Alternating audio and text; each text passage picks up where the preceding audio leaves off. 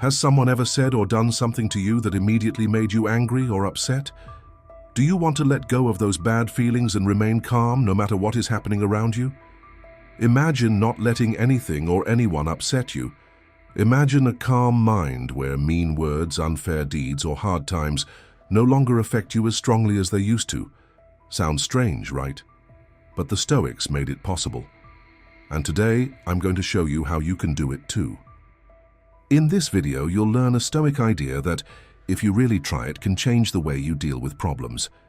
You'll discover a new perspective that can help you let go of your anger for good. The best part, you don't have to train for years or live on a mountaintop to achieve this. The wise Stoics use something simple yet powerful to find deep peace. But there's one big secret that most people never mention, and it's the key. Stick around until the end because I promise you, after this video, the things that used to upset you won't bother you as much anymore. But before we go any further, I want you to try something. Write in the comments, "Nothing and no one will ever make me angry." This small step is the first step to initiating your change. The first step is to realize that you can't control other people. Much of our anger stems from thinking others should treat us the way we want. We think they should be fair, respect us, understand us, or be grateful. But the truth is, everyone has their own thoughts, feelings, and decisions, and you can't control them. Stoicism teaches us that we only have power over our own thoughts and actions. If you spend your life waiting for others to change so you can be happy, you'll always be disappointed. But when you change the way you react and accept that others can do whatever they want and that you can choose how you react, then your true strength returns. Imagine someone yelling at you or blaming you for no good reason. You can lose your temper and yell back, or you can tell yourself, "I can't control what they do or say, but I can choose how I react." Then you choose to stay calm instead of getting angry. No one but yourself can give you peace. When you stop trying to control others, you free yourself. You let go of burdensome feelings like anger and frustration. You learn to accept people as they are, without expecting too much from them. And the best part? You feel calm and grounded inside, even when the world around you seems out of control. Before I go any further, I really want to show you this video and share it with others so more people can see it. And if you want to make sure you don't miss any of my future videos, just click subscribe and turn on the bell. And now plan 2. Don't let anything get you down. We often make a big mistake when we think that other people's behavior shows us how important we are. We feel hurt when someone is mean, doesn't want us around, or acts like we're unimportant. But the truth is, what others say or do usually has nothing to do with you. It's all about them. Everyone acts based on their own past, their pain, their thoughts, and their feelings. If someone is mean to you, it's probably not because you did something wrong. It's because they're going through a difficult time. If they hurt you for no reason, it reflects what's going on inside them, not you. Once you understand this, you'll stop seeing other people's behavior as personal attacks. Instead, you'll see it as a sign of how the other person is feeling or thinking. Imagine someone yelling at you for no reason. You can get angry and take your anger out on them. Or you can stop and ask yourself, is this really about me? Most of the time, the answer is no. What they did stemmed from their own anger, fear, or problems. It wasn't about you. When you get upset about everything, you lose your inner peace. Every dirty look, every rude word, every cold tone, they hurt. But if you choose not to take other people's bad moods to heart, their behavior will stop hurting you. Now let's move on to plan 3. Ask yourself if your anger is helping you. We often feel angry and powerful, as if we're standing up for ourselves. But does anger really help? The next time you're angry, pause and ask yourself, will this anger change anything? If the answer is no, then you'll realize that anger is just wasting your time and energy. Think about it. How many times have you gotten angry and later thought it wasn't worth it? Maybe you got into an argument with someone, broke something, or said something you later regretted. But what really changed? Probably nothing, except that you now feel more stress and maybe even regret. Stoicism teaches us not to allow strong, damaging emotions to take over our lives. That doesn't help. What helps is to pause and ask yourself, is this feeling useful? When someone says something mean to you, you might lose control, but that doesn't help. Instead, ask yourself, will getting angry make things better? If the answer is no, you already know what to do. Don't give your power away from something that will only make things worse. When you're angry, you can feel powerful. But true strength lies in learning how to use that feeling to make things better, not worse. Think about what you can change instead of focusing on what you chickens. This will help you stay calm and strong. When you get angry, ask yourself, should I really waste my energy on this? If the answer is no, don't. Your peace and calm are worth more than any outburst of anger. Plan V, learn to pause before you act. One simple habit makes all the difference between people who let their emotions control them and those who stay in control. This habit consists of taking some time to reflect before reacting. Anger makes us do things without thinking. It makes us say things we don't mean and make decisions we later regret. But if you pause for a moment, you can choose your next step wisely. Don't react immediately when something upsets you. Take a deep breath and count to 10 if necessary. The most important thing is to pay attention to your feelings without let them take over. Ask yourself, is this really worth getting upset about? What happens if I don't think before I act? How will I feel when this is over? If you take a moment to pause and reflect, you will often find that things are not as bad as they initially seemed.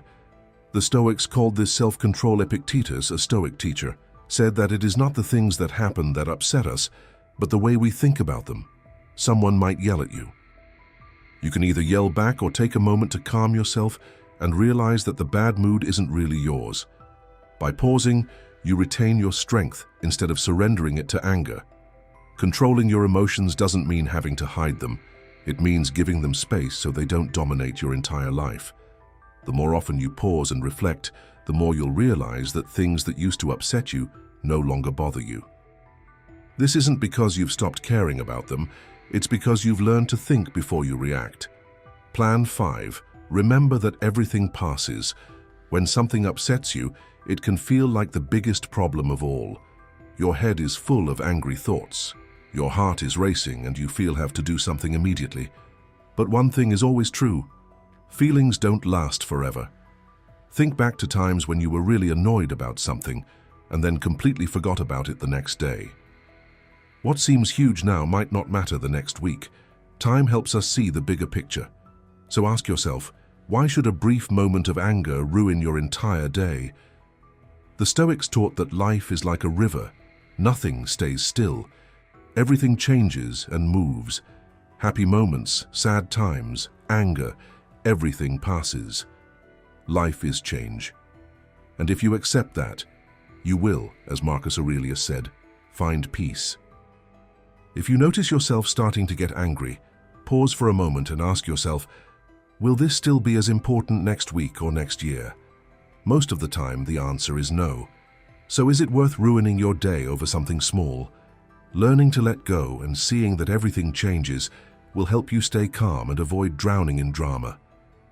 You are stronger than the anger you feel right now. When you're upset, take a deep breath and tell yourself over and over again, this will pass. And it always does. Everything changes, and what really matters is your inner peace. Plan 6. Not your ego, but your ideals. Anger often arises from a wounded ego. We get annoyed when someone treats us unkindly, contradicts us, or forgets us. But the truth is, your ego is not your friend. It often only makes things worse, so ask yourself, is it more important to be right than to live by my beliefs? Many people lose their peace because they allow their pride to control them. To live like a Stoic, don't try to make everyone like you. Instead, follow your own values. Marcus Aurelius once said, don't let others control your mind.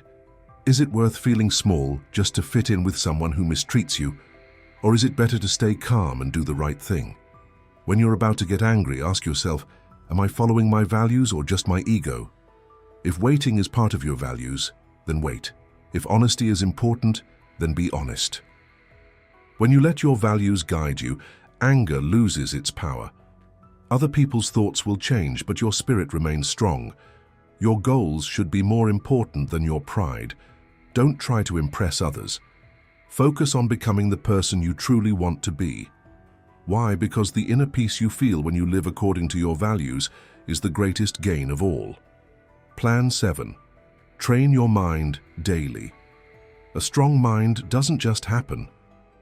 If you never teach your mind to remain calm, you won't be able to remain calm even in difficult times. Just like a muscle, self-control takes practice.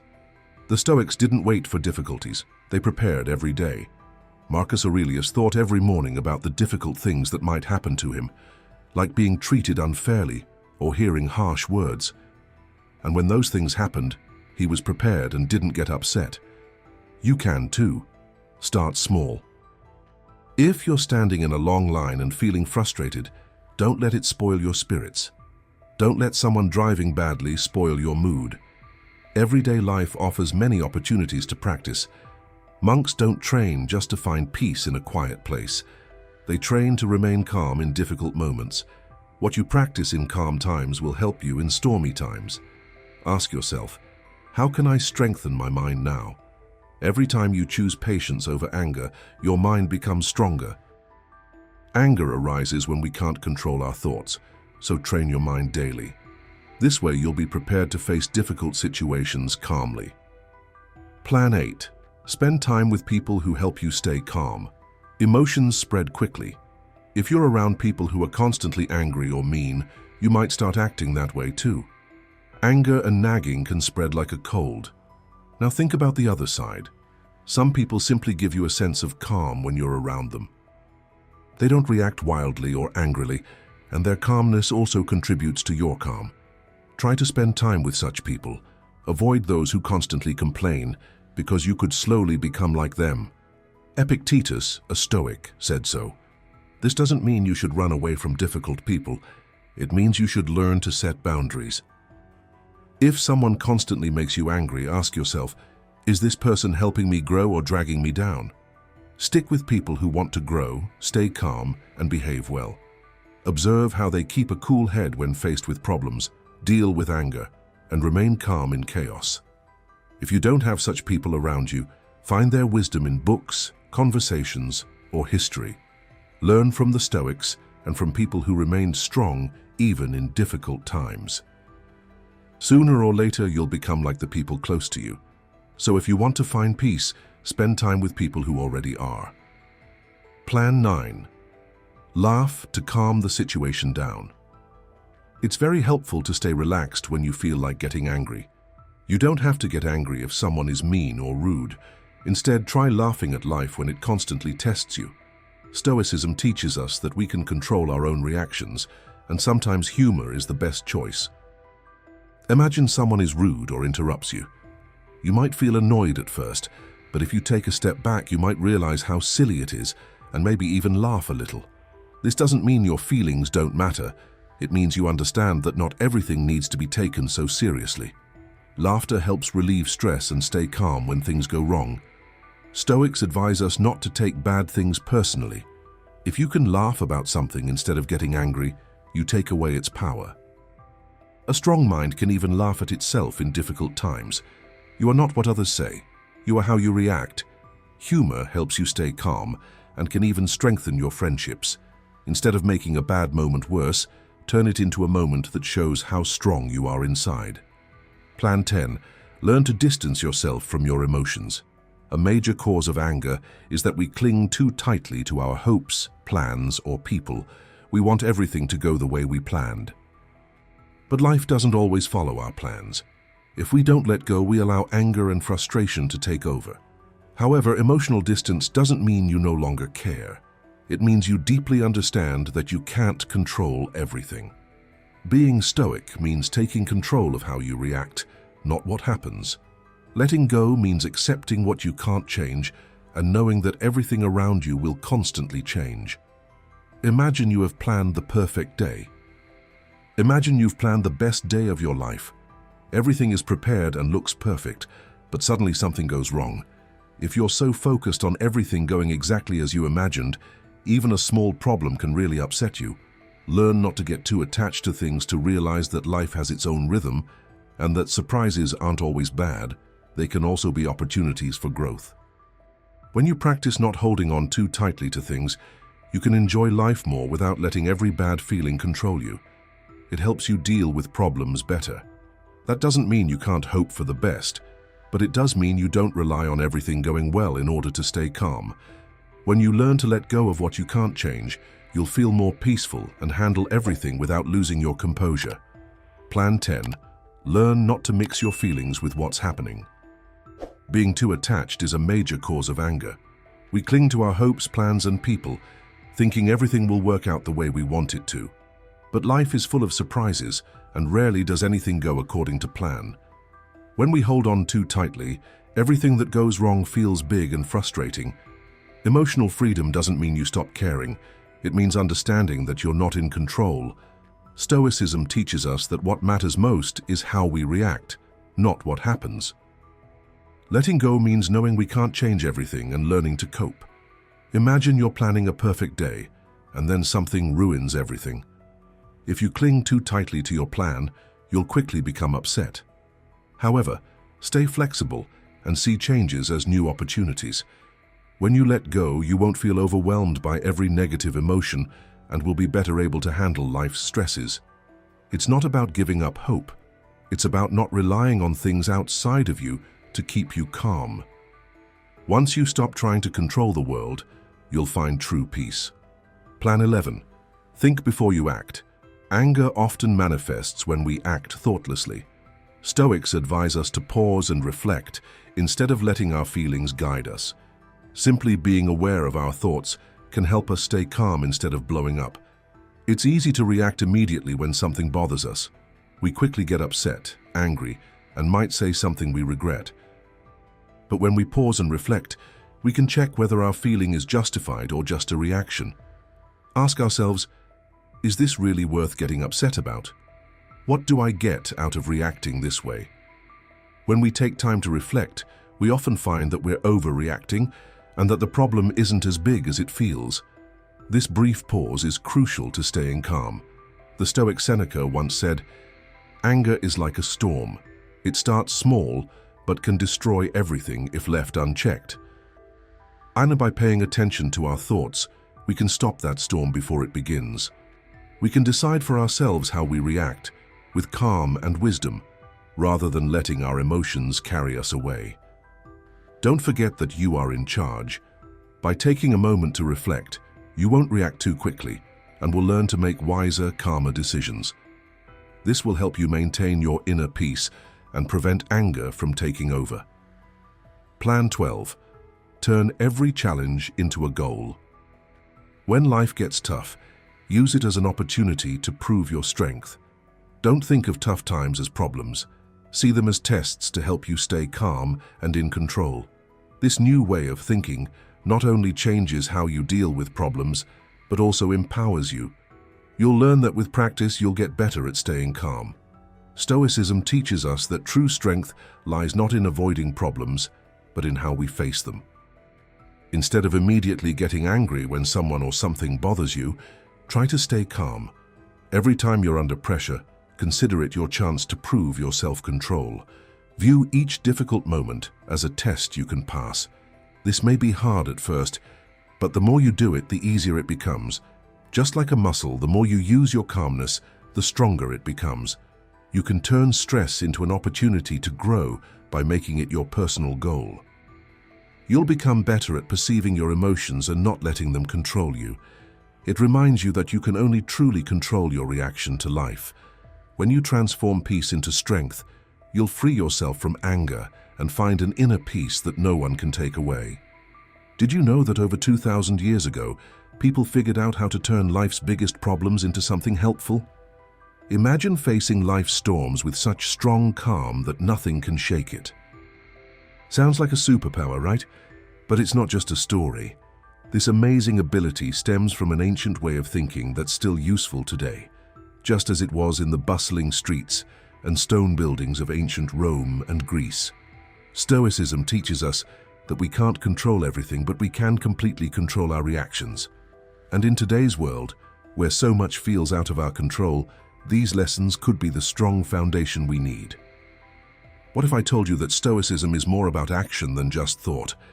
It's about living each day with strength, purpose, and happiness, no matter what. It's not about hiding your feelings, but learning to understand and manage them so that life feels more fulfilling and joyful. Whether you're stressed, going through a difficult time, or simply wish you had more peace of mind, watch on.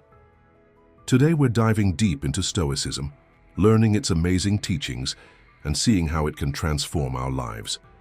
If you're ready to grow and learn, don't forget to subscribe, share it with someone, and click like. Watch until the end. Every part of this video will bring you closer to the Stoic wisdom that can transform your life. For now, let's focus on what's within your control, how to respond instead of just reacting, and how to turn every problem into a personal mission. Here's your rewritten text. It retains the meaning but uses different words and is written in a simple, clear style that a 10-year-old can understand. The language remains calm and consistent, and each paragraph ends as desired. Have you ever been stuck in traffic, angry because you were late? Or looked at your phone, annoyed by a rude comment someone left on your post? It happens to all of us. Everyday life is full of little challenges that constantly test our spirits and our inner calm. But Stoicism offers us a new perspective on these moments that can truly transform how we feel. This way of thinking originates from ancient Greece and Rome, and it teaches us something important: focus only on what you can control. A wise man from this time, Epictetus, said it's not what happens but how you react to it that matters. Think about it for a moment. Traffic, rainy days, mean comments, none of that is something we can influence. No matter how much we wish it were different, we can't change it. But we may decide how we react. And that's not just ancient advice. Modern science agrees with it too. Carl Jung, a renowned psychologist, once said, "I am not what happened to me. I am what I choose to become." This fits perfectly with the teachings of the Stoics. It's about knowing that we truly have power over ourselves, over our thoughts, our actions, and our reactions. Let's make it easier. Imagine you're stuck in traffic and late for something important. You could get angry, shout, honk, and feel even more stressed. But does that help? Not really. Or you could take a deep breath, accept that you're stuck, and listen to a podcast, an audiobook, or relaxing music. The traffic hasn't changed, but you have. Your reaction has changed, and suddenly you're less stressed, and your day feels better. This Stoic idea of focusing on what you may control doesn't just help in traffic.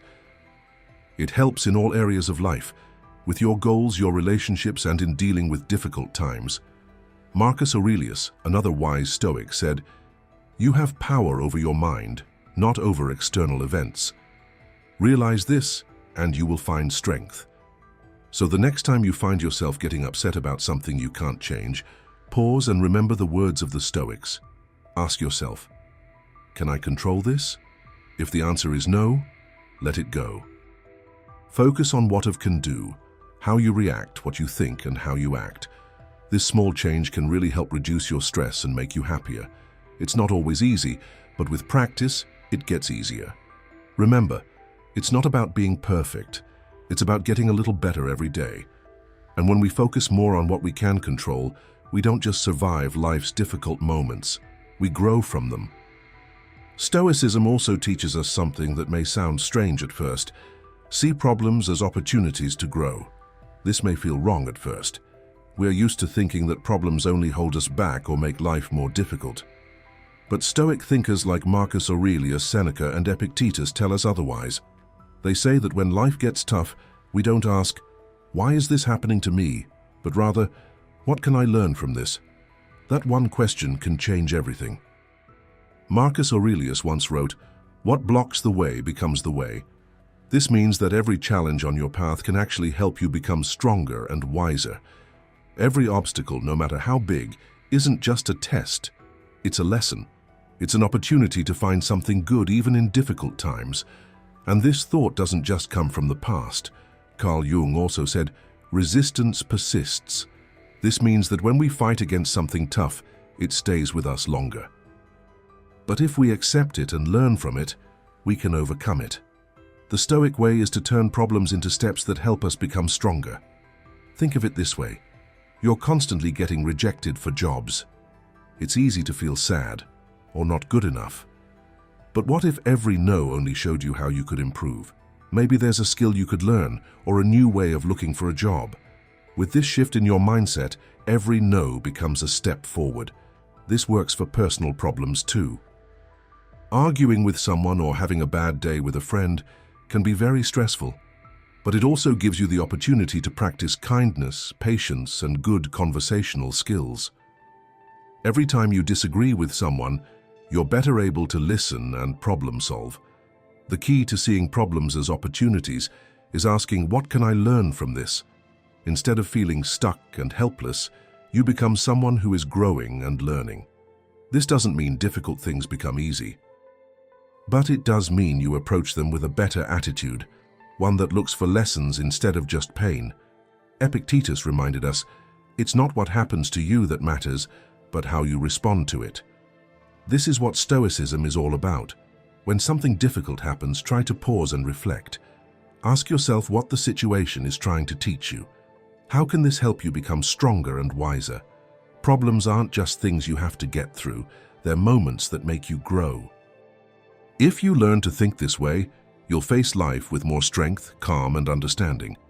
We often hear this phrase, live in the here and now. But what does that really mean, and why is it important? Living in the here and now means paying attention to where you are and what you're doing. It means not getting lost in worries about tomorrow or being sad about what's happened. It means recognizing that life is happening right here, in this moment, with all its surprises, problems, and joys. This idea isn't new. The Stoics, like Marcus Aurelius, Seneca, and Epictetus, taught it long ago. And today, many modern thinkers and scientists agree. Being present helps us feel calmer and more alive. Marcus Aurelius once said, "Don't lose yourself in thoughts of the past. Don't lose yourself in dreams of the future. Pay attention to what is happening now." He knew that staying in the present helps us become calmer, avoid distractions, and enjoy life as it happens. But staying in the here and now isn't always easy. Our minds are full of thoughts.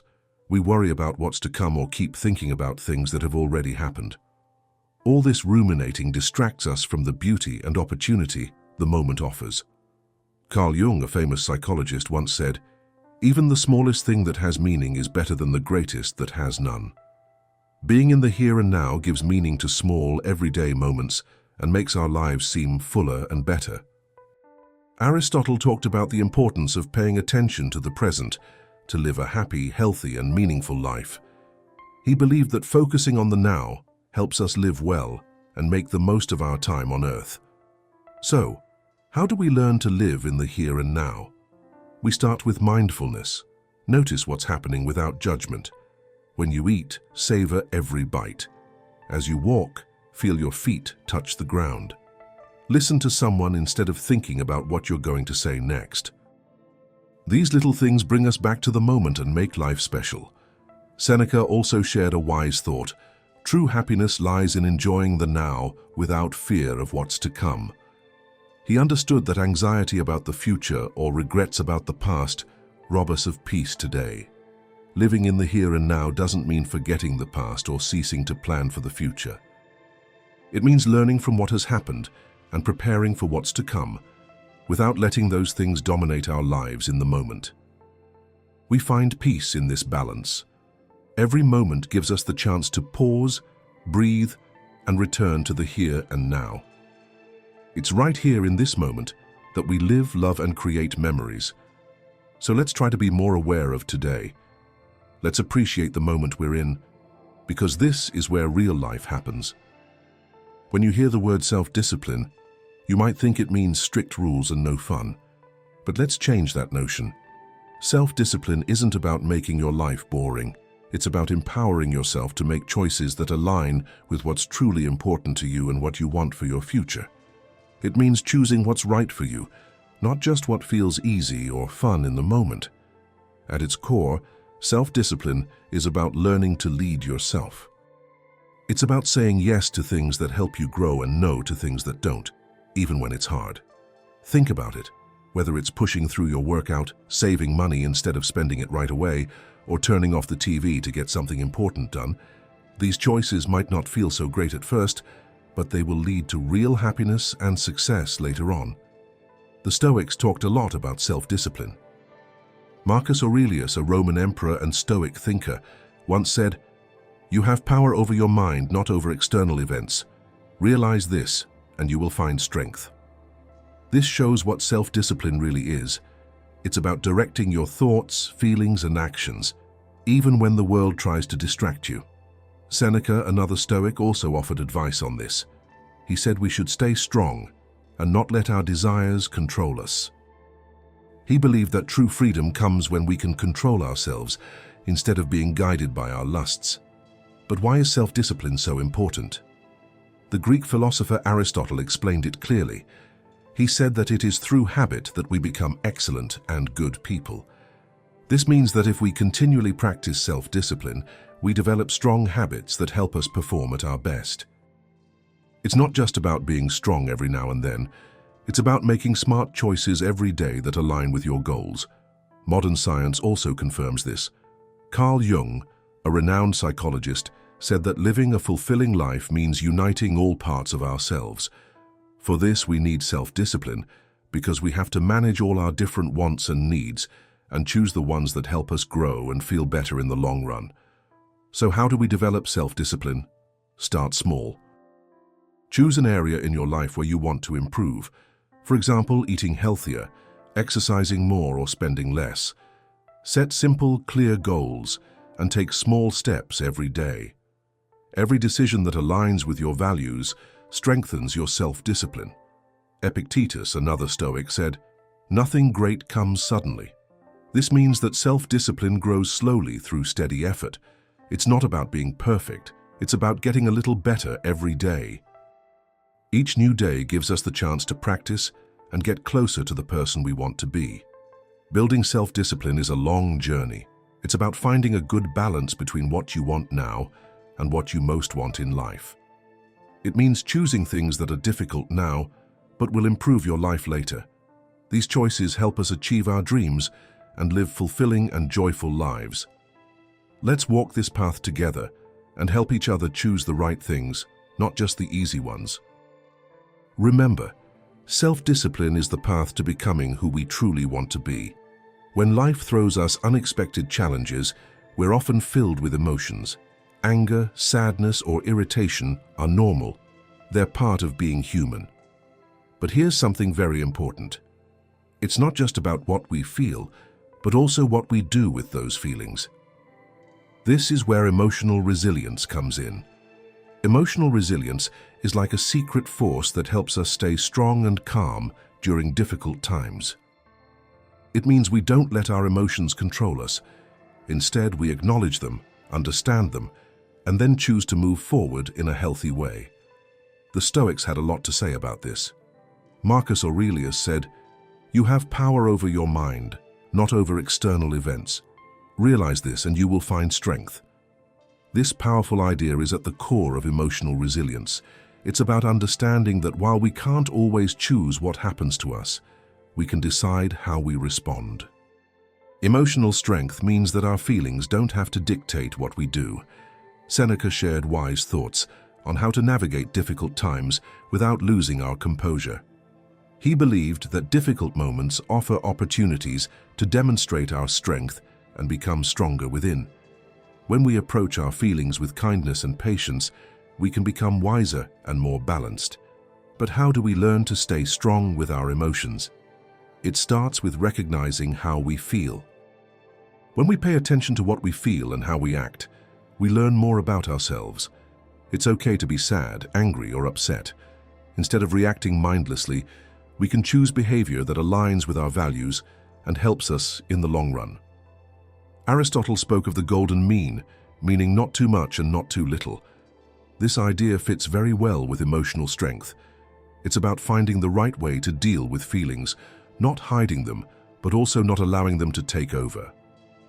Carl Jung, a famous thinker, said we need to understand all parts of ourselves to feel complete.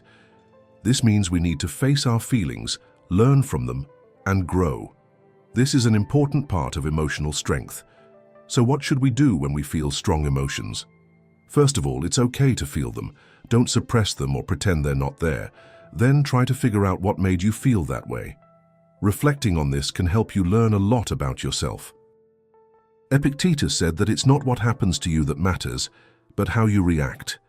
This reminds us that we can shape our lives by managing our feelings. Instead of reacting mindlessly, we can choose actions that help us heal and grow. Dealing with emotions takes time. We can practice paying attention, thinking things through, and being patient. We can also journal, talk to someone we trust, or breathe calmly.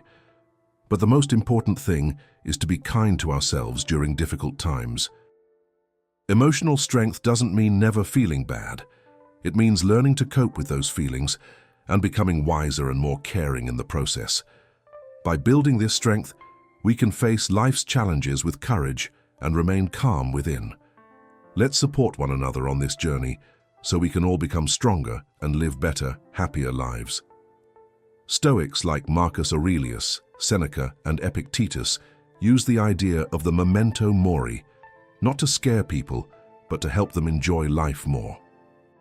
They believe that remembering that we will all die one day helps us live fulfillingly and with gratitude for every moment.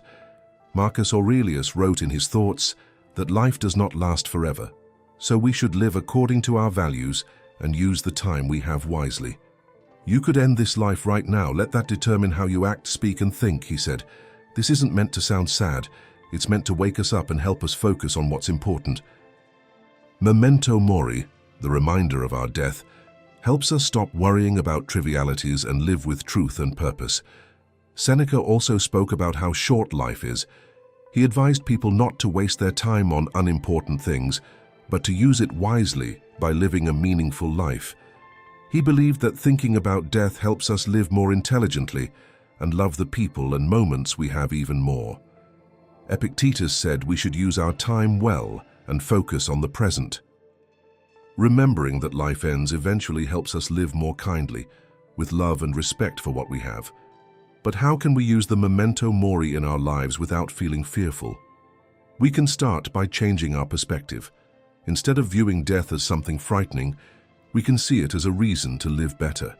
It helps us stop postponing our joy and do what's important today, not later. Think about things you've been waiting for, like fulfilling a dream, saying I love you, or simply enjoying a walk. Memento mori tells us not to wait. It teaches us to live a real, honest life. It helps us realize that everything passes, making every moment special. When we remember that time is short, we treat it and those around us like treasures. So let's not use the memento mori to be afraid, but rather to grow and live with more heart. It should remind us to stay true to our values, to enjoy time with the people who are important to us, and to live fully in the here and now. Knowing that we will die one day helps us to truly live in the here and now. By living with the memento mori in mind, we don't fear death, we celebrate life. Let us cherish every moment, not because we fear the end, but because we love life. Let us live so that when our time comes, we look back with a smile, knowing that we truly lived, truly loved, and truly enjoyed this wonderful life. It's amazing how a simple thought like gratitude can change our feelings. It helps us see what we have instead of constantly thinking about what we don't have. This way of thinking can really help us, especially on days when everything feels difficult. The Stoics had many wise thoughts on the topic of gratitude. They believed that happiness doesn't come from acquiring more, but from being grateful for what you already have. Marcus Aurelius often wrote about enjoying the present and finding happiness in simple things. He said, "When you wake up, think what a gift it is to be alive, to breathe, to think, to enjoy, to love." This is what true gratitude looks like, recognizing the beauty in life and noticing all the good things in each day. Seneca said that our desires can sometimes keep us from happiness.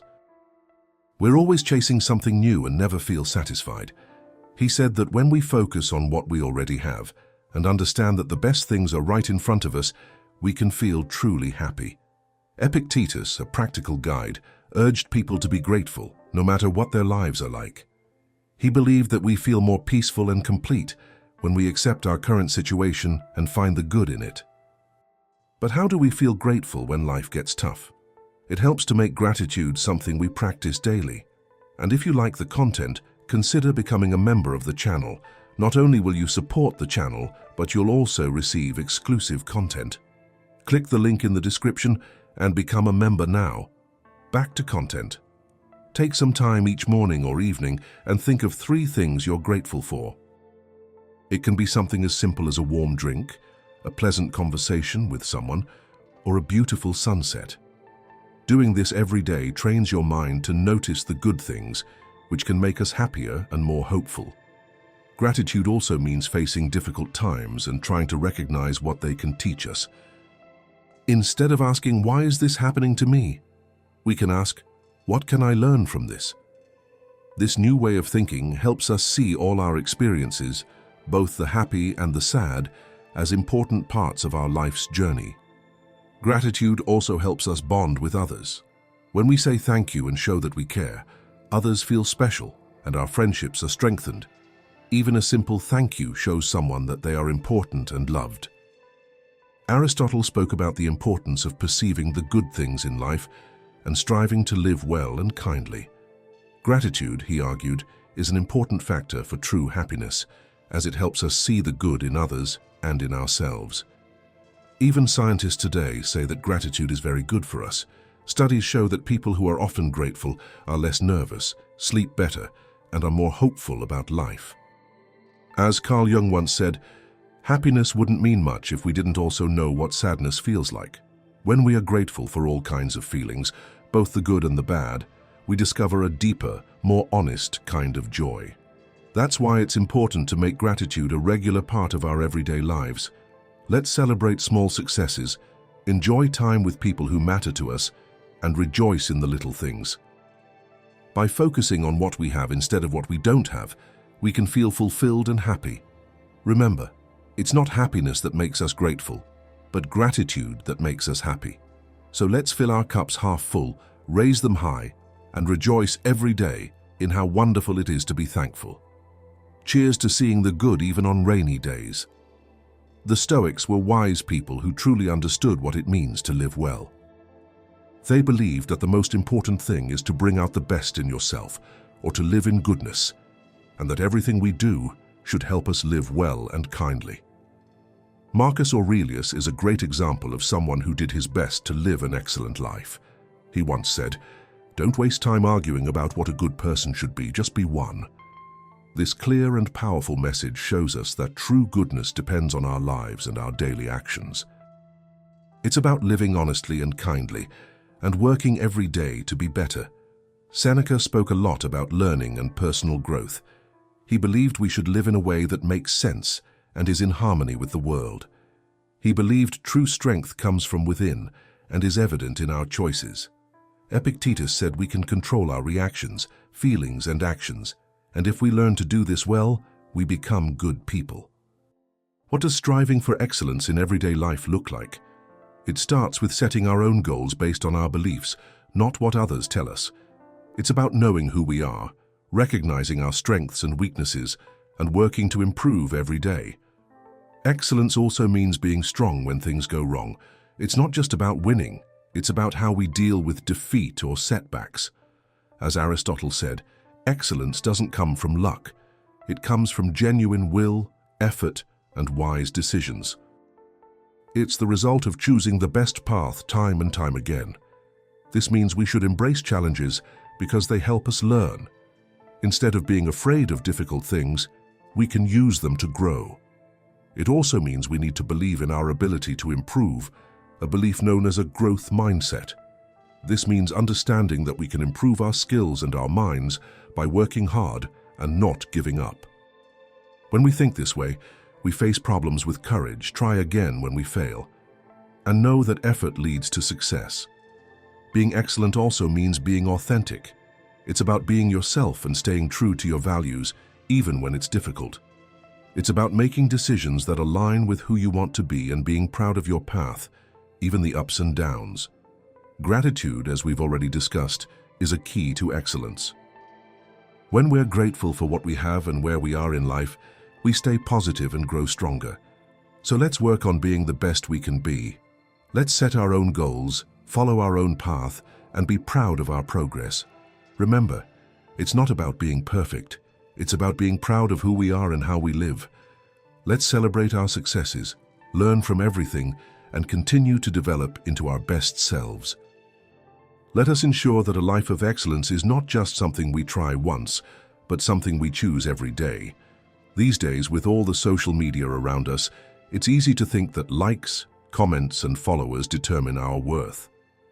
But here's a liberating truth. Your worth isn't determined by what others think. It's about being yourself, being authentic, and living what you believe is right. The Stoics, those ancient wise thinkers from whom we still learn, talked a lot about this. They believed that true peace and freedom come from focusing on what we can control, our choices, our actions, and our honesty, rather than on what others say about us. Marcus Aurelius once said something powerful. "I often wonder why people love themselves more than anyone else, yet care more about what others think of them than what they think of themselves." This quote shows us how strange it is that we often listen to others instead of trusting ourselves. Seneca also said it's important to live in a way that feels right for us, not just to make others happy. He believed that true peace comes from within, from living according to our values. Epictetus taught that we cannot control the opinions of others and therefore shouldn't waste our energy worrying about them. Instead, we should care about how we live, because that's where our true power lies. So how do we care less about what others think and stay true to ourselves more? It starts with knowing that you are the author of your life story. You decide who you are, not other people, not social media, not even your friends or family. It's about building your self-esteem on who you truly are, what you believe in, how kind you are, and how hard you strive to be your best.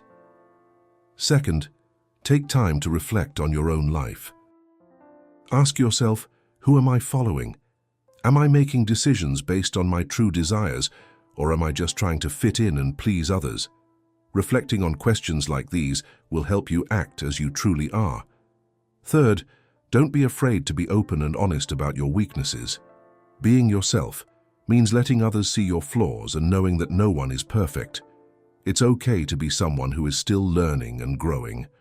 When you're that authentic, the right people will like you for who you really are.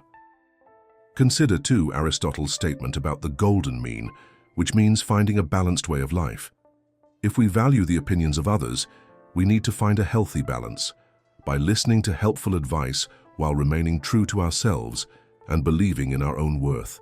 Stoicism means knowing that our true worth comes from our actions, our goodness, and our desire to live a meaningful life, not from the awards or praise of others.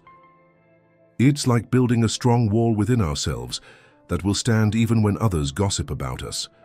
Let's resolve to love and respect ourselves for who we truly are, not for the number of likes, followers, or compliments we receive. Let's be brave enough to show our true selves and live the way we believe deep down. Remember, your worth is special and already within you. When you are honest and authentic, your light shines brightest and most honestly. Let's not just go through life, but grow and shine in it. Let's feel strong because we know we are our true selves and live according to our values.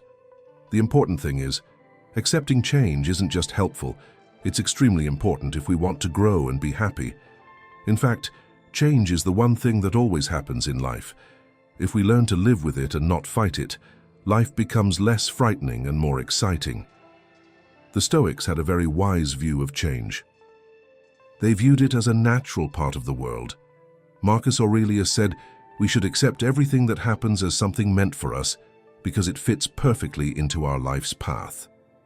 If we can believe that all changes, whether we consider them good or bad, are part of our story, we will feel more peaceful. Seneca reminded us that clinging too tightly to things can make us sad when they change, because that will always happen. He advised us to remain flexible and remember that change is not just a part of life, but an essential factor for living a better and happier life. Epictetus taught us to understand the difference between what we can control and what we cannot. He reminded us that while we cannot control what happens to us, we can control how we react. This mindset gives us great strength when faced with change. It means focusing on our own actions, looking for opportunities to grow, and moving forward with strength and courage. So how can we better accept change? First, we need to acknowledge that change always happens. It's just how the world works. Everything around us is constantly changing. Seasons pass, people come and go, and even our bodies and minds are constantly changing. When we accept change, we're saying yes to life. Second, we can practice mindfulness. This means paying attention to what's happening now, rather than worrying about the past or the future. When we do this, we enjoy the moment more and are better prepared when things change down the road. Third, we can try to learn a lesson from every change. Every time something changes, even if it's difficult, we can ask ourselves, what can I learn from this? This simple question helps us turn difficult times into opportunities to grow and become wiser. Aristotle said that living a good life means being a good person. This includes navigating change with calm and wise choices. It's about staying balanced, even as life keeps going. Modern science agrees with the Stoics. When we see change as an opportunity for growth, rather than something frightening, we experience less stress and worry. We become stronger internally and are ready to face whatever life throws at us. So let's remember, change is not something bad to fear, but something good that helps us on our journey. When we embrace change, we also embrace new adventures, new lessons, and the path to becoming our best selves. Going with the flow doesn't mean doing nothing. It means remaining open and courageous as life changes around us. Let's face life's changes with strength, kindness, and a heart ready for all the great things that might come our way. Even though we are all different, we all share the same great journey, life. When we seek to understand and care for others, we contribute to making the world a better place, full of kindness, love, and concern. The Stoics, those ancient thinkers who still teach us so much today, believed that kindness and concern are paramount. They believed we are all interconnected, and that being kind to one another is an important part of living a good life.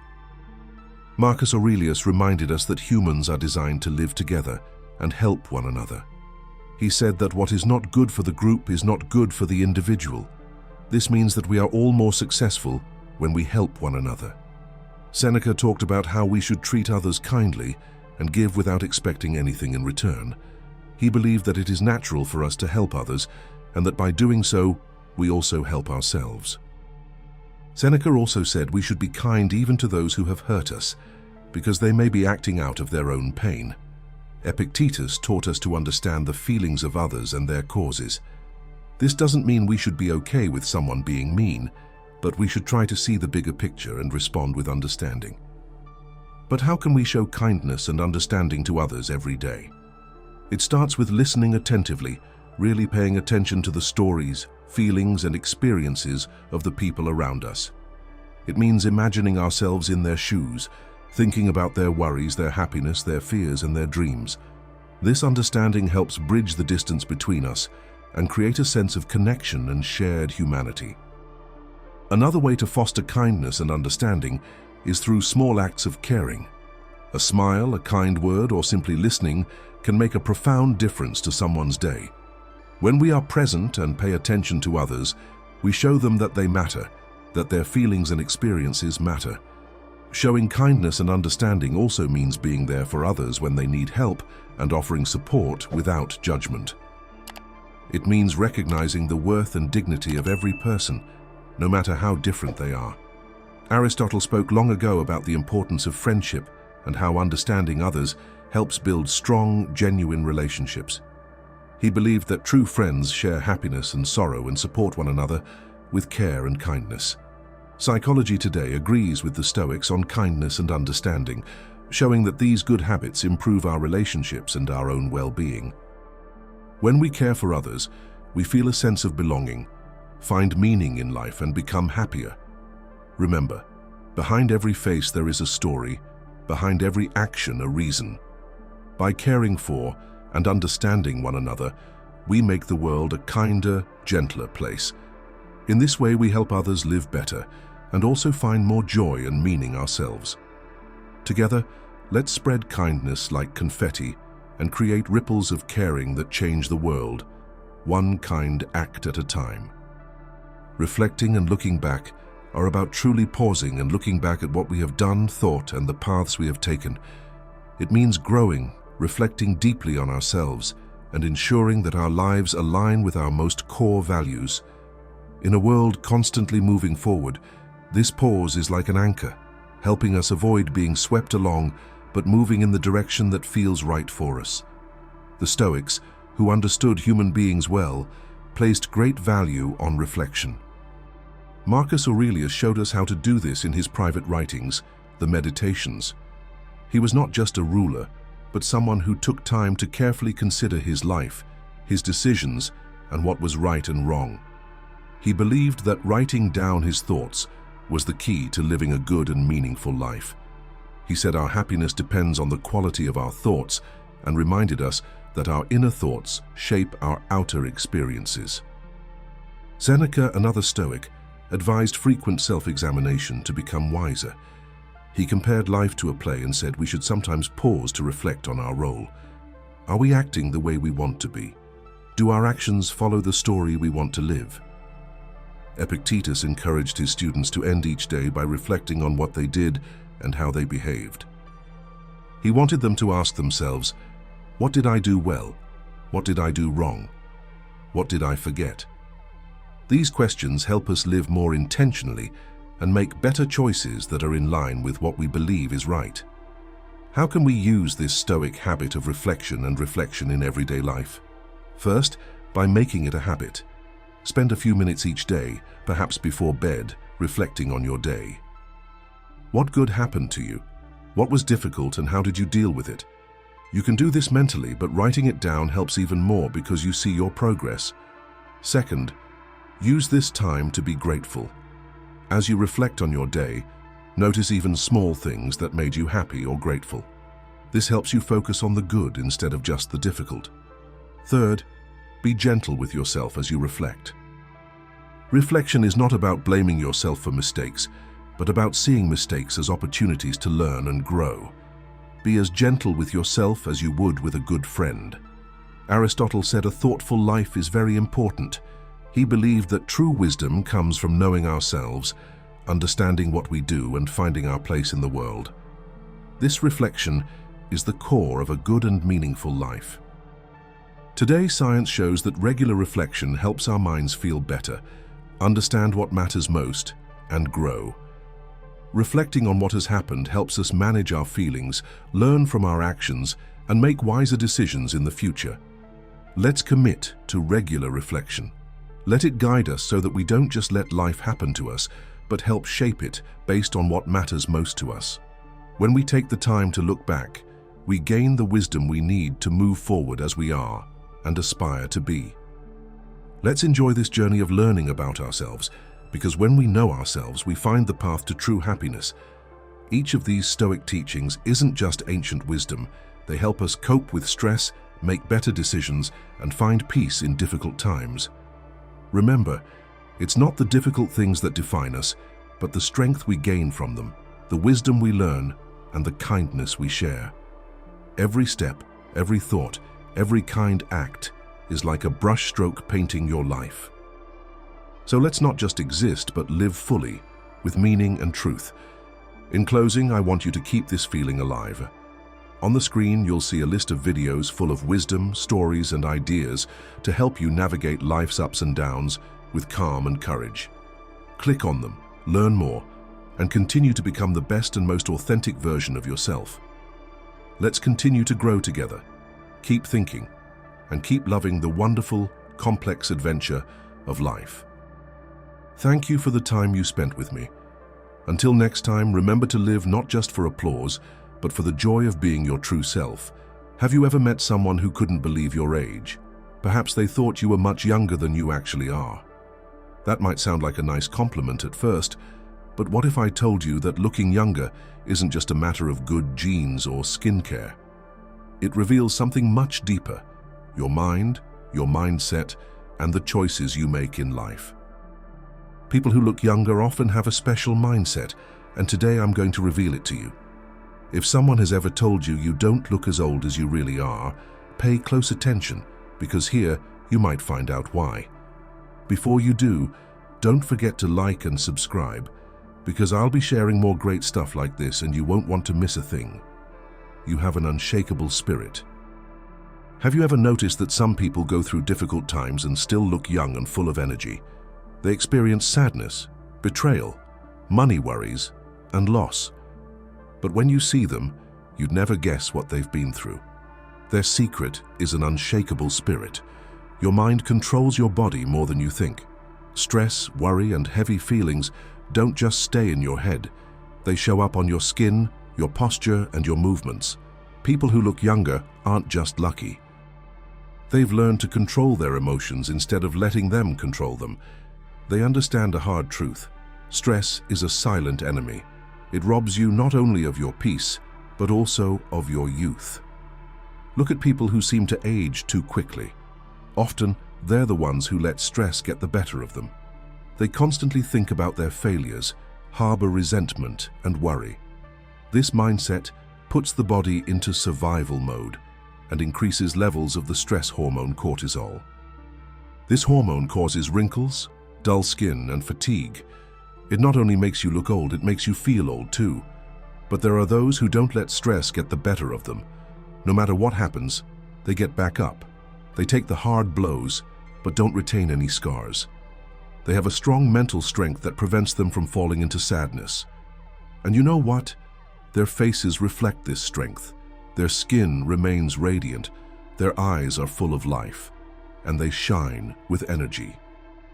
If you've ever heard that you look younger than you are, ask yourself, do you keep going even when things are difficult? Do you laugh at problems instead of letting them get you down? If so, you may have discovered the greatest secret of youth, not just in your looks but in your heart. And if you haven't learned it yet, now is the best time to start. Let go of what you can't control. Find strength in your struggles. Don't let life defeat you, because although life tries to wear you down, only you can decide whether it leaves a mark on your soul or your face. They embrace change rather than fear it. Have you ever met someone who, despite their age, radiates an energy that makes you wonder if time affects them at all? They live their lives with enthusiasm, curiosity, and an openness that seems almost childlike. These people have discovered the secret to staying young. They embrace change rather than fear it. Stubbornness is one of the fastest ways to age, mentally, emotionally, and physically. Those who resist change sink into stress, frustration, and stagnation. Their minds close down, their habits repeat themselves, and their bodies begin to feel the weight of an unwillingness to change. This not only alters their emotional life, it also shows in their posture, face, and demeanor. You've probably experienced it. Frown lines, stiffness, and the tired energy of someone who just exists instead of truly living. Now think of people who, even at 50, 60, or older, still seem young. They don't allow time to control them. Instead of clinging to the past, they embrace the new. Instead of saying, "I'm too old for this," they say, "Why not?" They love to learn, grow, and try new things beyond their comfort zone. This flexible attitude is not only good for the soul, it's also a powerful weapon against aging. Science shows that people who learn new skills, explore ideas, and stay socially and mentally active maintain stronger brains and healthier bodies. Their minds remain sharp and their spirits alive, which naturally reflects in their faces. People who embrace life with open arms have a special glow. Their faces show neither regret nor stiffness. Instead, they radiate a youthful energy that's impossible to miss. So if you're wondering why some people look older than they really are and others seem to beat time, look at how they feel about change. Those who resist it age faster, both inside and out. But those who go with life and treat every twist and turn as an adventure stay young not only in appearance, but also in spirit. The truth is, aging isn't just about the years that pass. It's about how you deal with the changes that time brings. If you refuse to grow, you'll age prematurely. But if you embrace the unknown, remain curious, and don't let your mind freeze, you'll carry an energy within you that makes others ask, "What's your secret?" Your mind remains ever curious. Do you know someone whose energy is so bright and vibrant that they seem untouched by the ravages of time? They may be 40, 50, or even 60, but they have the spark of someone much younger. What's their secret? It's not just good genes or expensive creams, it's their curiosity. Many people think youth is just a matter of looks, but that's not true. True youth begins in the mind. The moment you stop being curious, asking questions and learning, you begin to age in a way that no cream can cure. A dull mind leads to a dull body. People who let life become the same old thing over and over again, who settle into routines and never try new things, slowly lose the energy that once made them shine. You can see it in their tired eyes, their body language, the way they speak. They're not really living, they simply exist. Now think of someone who is always curious. These people never stop learning, always wanting to know more about the world, about others, and about themselves. They try new hobbies, ask profound questions, challenge their own ideas, and see life as an adventure rather than a burden. Their minds stay sharp, and therefore their bodies stay healthier. Science proves that mental activity engages the brain, slows mental decline, and contributes to slowing the aging process. But curiosity doesn't just keep the mind fresh, it changes your overall energy. Have you noticed that curious people have a special aura? Their eyes shine brighter, their faces are more vibrant, and they radiate a certain excitement. They don't see life as something that's slipping away from them. They see it as something they can continue to explore, and this mindset is reflected in their appearance. So if people often say you look younger than your age, consider this. Are you curious? Do you enjoy learning new things? Do you challenge yourself to grow instead of just following routine? If so, you've discovered one of the most important secrets to staying young. Because the truth is, youth isn't just about how many years you've lived, but also how strong the fire within you is. Keep that fire burning, and time will never catch up with you. You show your feelings openly. Have you ever seen people whose faces appear heavy and tired? Their eyes look exhausted, their expressions stiff, and they seem as if life has made them very sad or tired. Now think of people who look younger than they actually are. Their faces are brighter, their eyes brighter, and they move more smoothly. What makes the difference? It's in how they show their feelings. Feelings aren't meant to be bottled up. When you hide your sadness, anger, frustration, or even joy, you tense up. It builds up inside you like poison, making you more stressed, tensing your muscles and causing wrinkles on your face.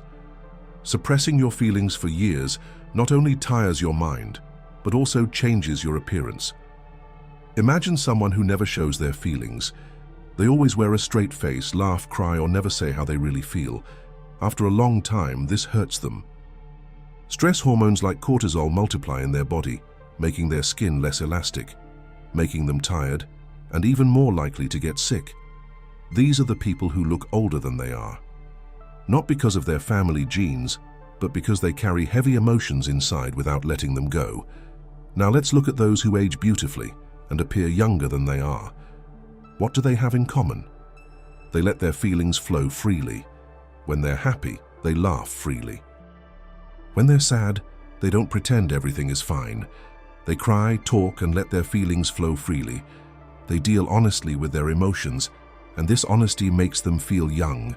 Their faces don't show the stress of years of silent feelings or hidden pain. Instead, they are full of life, radiant and moving. It's not surprising that in cultures where people openly share their feelings, many people look young and full of energy. Letting emotions flow is a natural way to counteract aging, a method that no expensive cream can replace. Studies show that people who show their emotions experience less stress and are physically and mentally healthier. So, if someone tells you you look younger than you are, it might not just be because of your beautiful skin or your family genes. It could be because you're not keeping your feelings bottled up inside to rot. You talk, laugh, cry, and let go. This frees you not only mentally but also physically, because your face reflects what's going on in your soul, and those who let their feelings run free stay young, not just physically, but also spiritually. You remain surrounded by positive energy. Have you ever entered a room and immediately felt tired, as if the air were heavy, or spent time with someone who left you feeling exhausted after a short time? This happens because energy is transferred from person to person, whether good or bad. Constantly spending time with negative people damages your mind and slowly weakens your body, causing you to age faster. In fact, the people you spend time with actually influence how young you feel. Constantly being around people who complain, criticize, or exude bad energy harms you physically. Your stress increases, your body tenses up, and over time, you transfer this bad energy into your posture, face, and health. You see this in people who look much older than they are. Their eyes appear tired, their faces have deep wrinkles, and they feel heavy. But then there are people who look young without meaning to. They glow, they radiate, and their energy feels alive. What's their secret? They carefully choose who they spend time with. They stick with people who build them up, make them laugh, and inspire them, instead of dragging them down. They know that bad energy acts like a slow poison, and they don't let it into their lives. Science backs this up.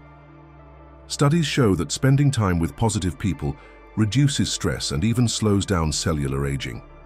Laughter, good conversation, and genuine friendships don't just make you feel better, they keep the body young.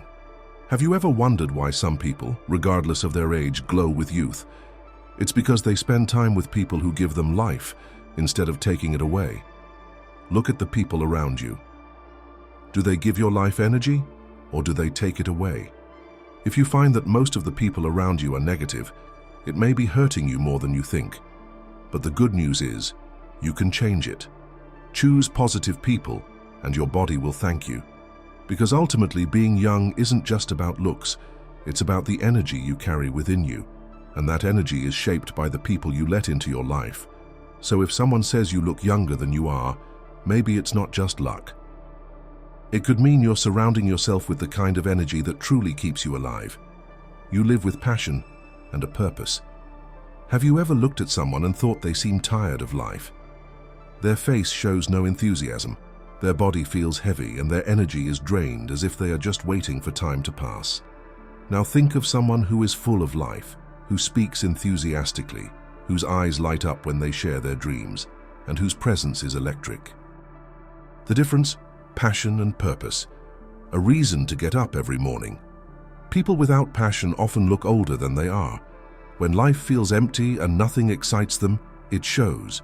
The body reacts to feeling stuck the same way it does to standing still. If you lose your purpose, the mind becomes dull, the soul becomes clouded, and the body follows. The result? A face that looks tired, old, and lacking in energy. Yet there are also people who glow with youthful energy, no matter their age. They don't wake up dreading the day. They wake up excited, ready to create, build, and experience.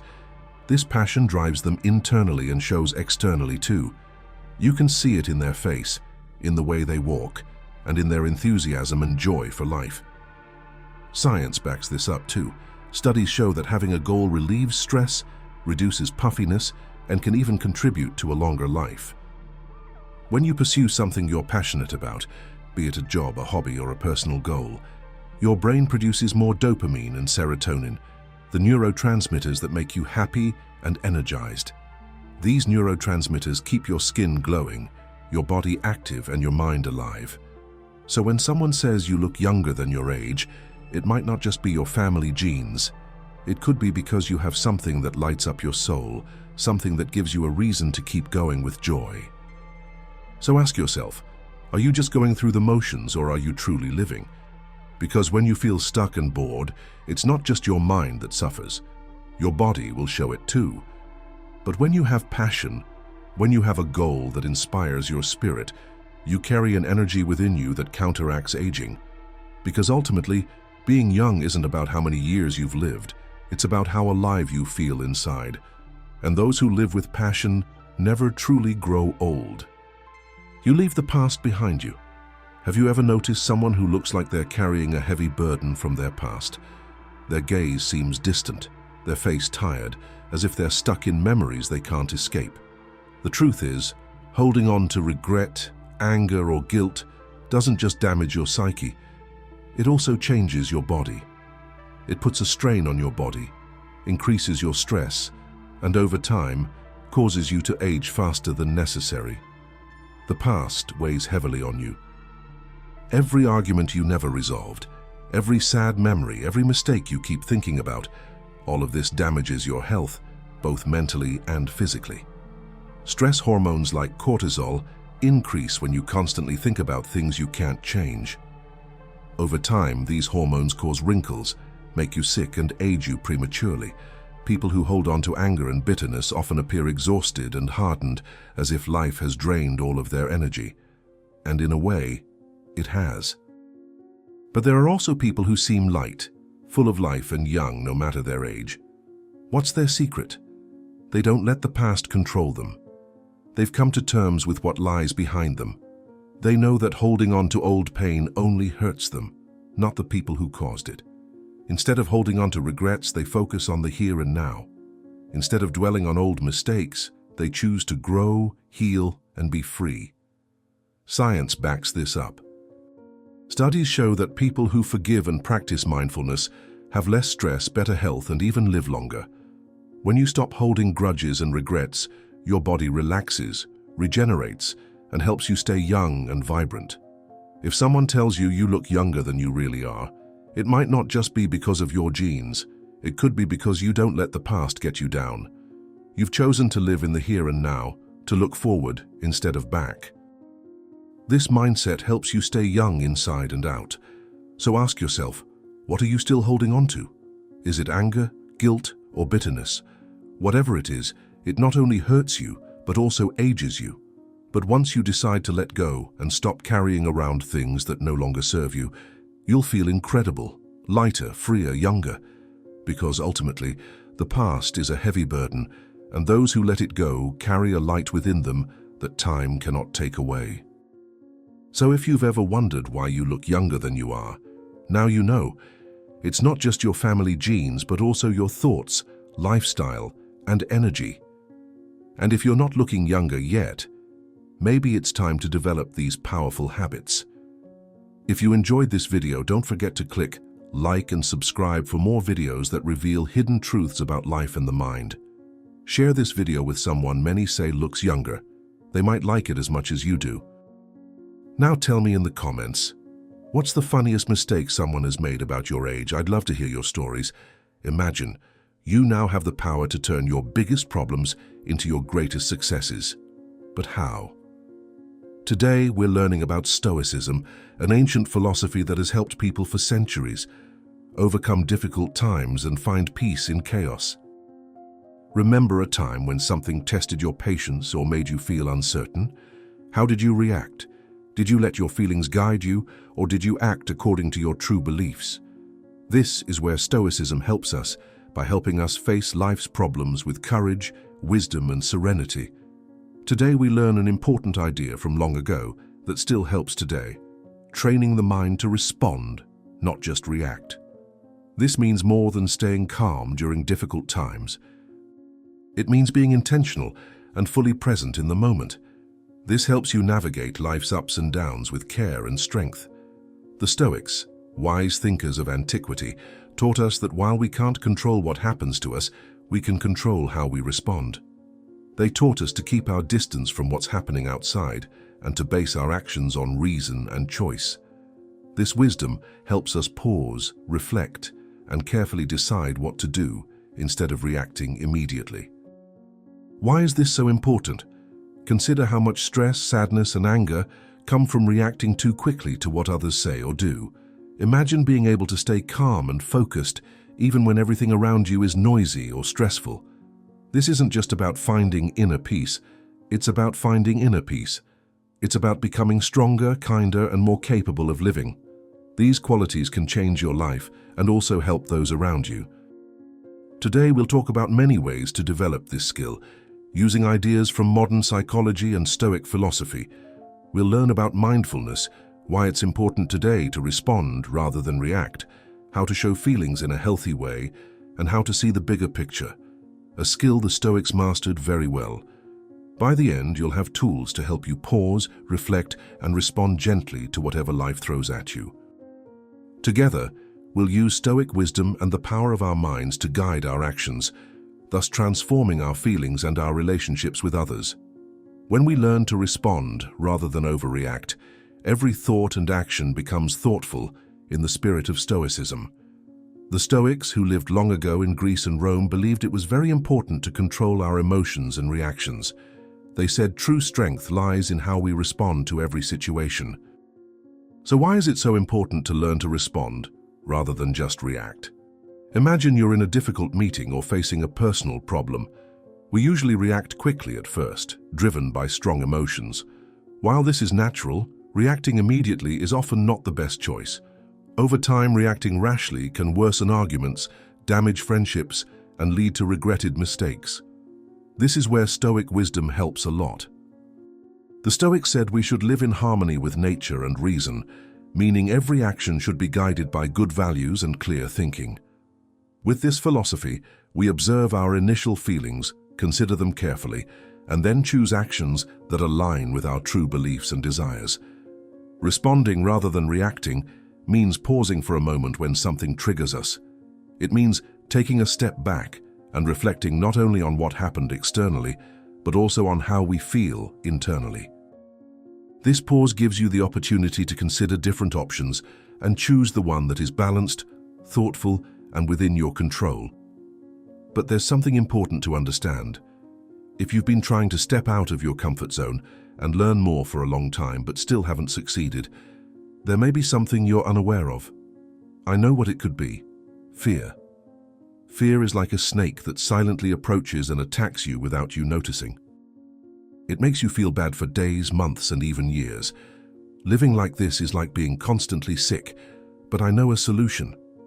Stoic philosophers and modern psychology have developed a method that can help you get rid of this fear. I myself have managed to cure myself of this fear. I created a video in which I explain how to get rid of this evil. It's in the first comment. Click on the link in the first comment and begin to heal yourself of this feeling of fear. With this Stoic mindset, you don't ignore or suppress your feelings. Instead, you acknowledge them, understand where they come from, and then decide whether and how they should influence your actions. This helps you face the world calmly and stay true to yourself no matter what's happening around you.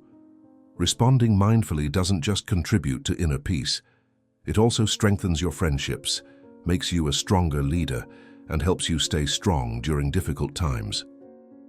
When you respond calmly, you show respect and concern for the thoughts and feelings of others, which helps you have better, friendlier conversations with them. Learning to control your mind requires more than just the desire to do so. It requires constant work, as the Stoics said. Their ancient but wise ideas can teach us how to remain calm and reflect before acting in today's hectic world. First, let's talk about self-knowledge, which plays a big role in Stoic thought. The Stoics said we should look within ourselves and try to understand what we think and why we feel the way we do. Self-knowledge means knowing our thoughts and feelings well. When you're aware of your thoughts and feelings, you're better able to deal with them. This helps you recognize when emotions are taking over and gives you the opportunity to respond better and more calmly. Next, there's the idea of pausing, which is simple yet powerful.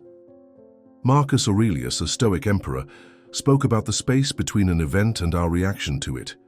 In that brief moment, we can decide what to do. When you get used to pausing, you can make wiser and more thoughtful decisions when faced with problems. This brief pause can be a deep breath, a brief moment of reflection, or a brief respite. In that moment, you can consider what the best and kindest decision is and what suits you best. Another important trick is to change your perspective on a problem. The Stoics use this trick to stay calm in difficult situations. Changing your perspective means looking at the problem from a new perspective that makes it less frightening and reveals other ways of solving it. For example, instead of seeing a difficult situation at work as bad, you could see it as an opportunity to learn and become stronger. When you change the story you tell yourself, your feelings change and you find new ways of acting. The Stoics also said we should focus on what we can control and stop worrying about the uncontrollable. By doing this, we focus our energy on what matters, concentrate on our own thoughts and actions, and let go of things outside of us. This doesn't mean you don't care about anything or just let things happen. It means you know your true strength and act purposefully and honestly. Finally, the Stoics said it's important to think about yourself every day. They examined their own actions and tried to become better at being good and wise. We can do the same by reflecting on how we acted every day, rejoicing in good decisions, and learning from bad ones. This helps us develop a calm and thoughtful mindset and achieve the wisdom and balance the Stoics valued. By applying these ideas daily, we respect the teachings of the Stoics and empower ourselves to live more meaningfully, calmly, and successfully. With practice, we can train our minds to respond in ways that reflect our deepest values and dreams. Mindfulness means paying close attention to what is happening in the moment. It means observing our thoughts, feelings, and bodies without judgment. This helps us better understand them and their effect on us.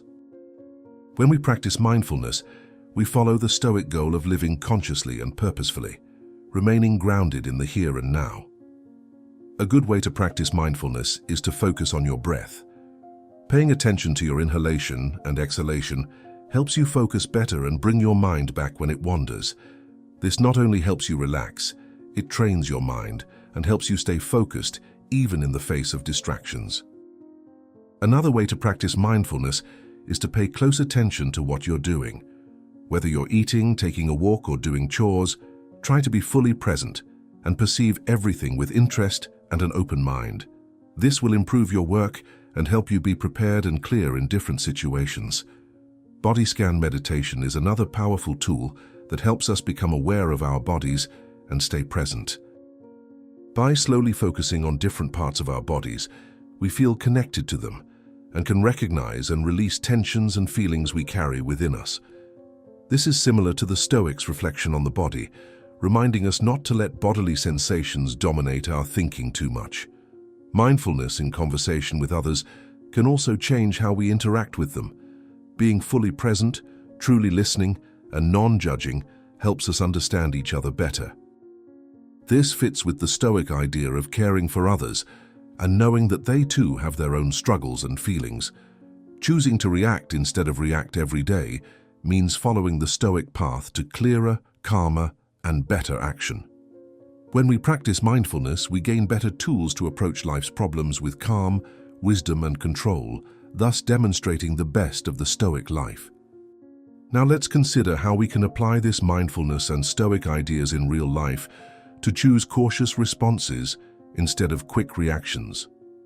The goal is not to suppress natural feelings, but to live a deeper life, as the Stoics teach, with purpose and clear thinking.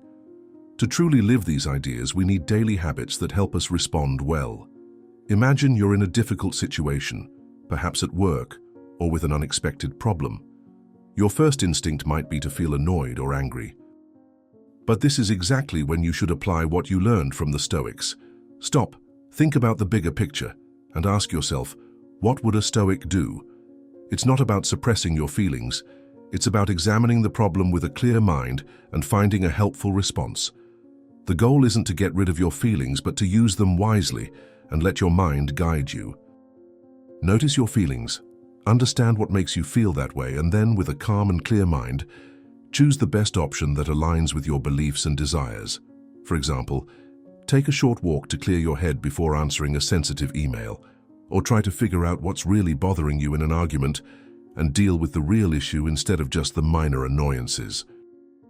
Every time you reflect before you act, you develop the habit of being mindful about life, feeling empowered, and feeling more peaceful and happier. When you integrate this mindset into your daily life, it becomes even stronger. Start each day by thinking about what you want to do, and remind yourself to act thoughtfully in different situations. Journal regularly to reflect on your reactions, celebrate successes, and see where you can improve. Most importantly, constantly strive to learn and grow. Every day offers you the chance to practice thoughtful action instead of quick reactions. This way, you'll not only learn how to better handle stress or conflict, You choose a path in life that follows the Stoic goal of being good and wise. You choose to live purposefully and align your actions with your highest hopes. In doing so, you help make the world a kinder and more thoughtful place. The shift from reacting quickly to thinking is a profound change. It helps us better connect with our inner selves and the world around us. This is the same path the Stoics carefully treaded, and today, with their wisdom as our guide, we can tackle life's problems with calm balance and clear thinking, demonstrating what Stoicism truly means today. The core of what we learn is not just to inhibit snap reactions, but to make cautious, thoughtful action a part of our everyday lives.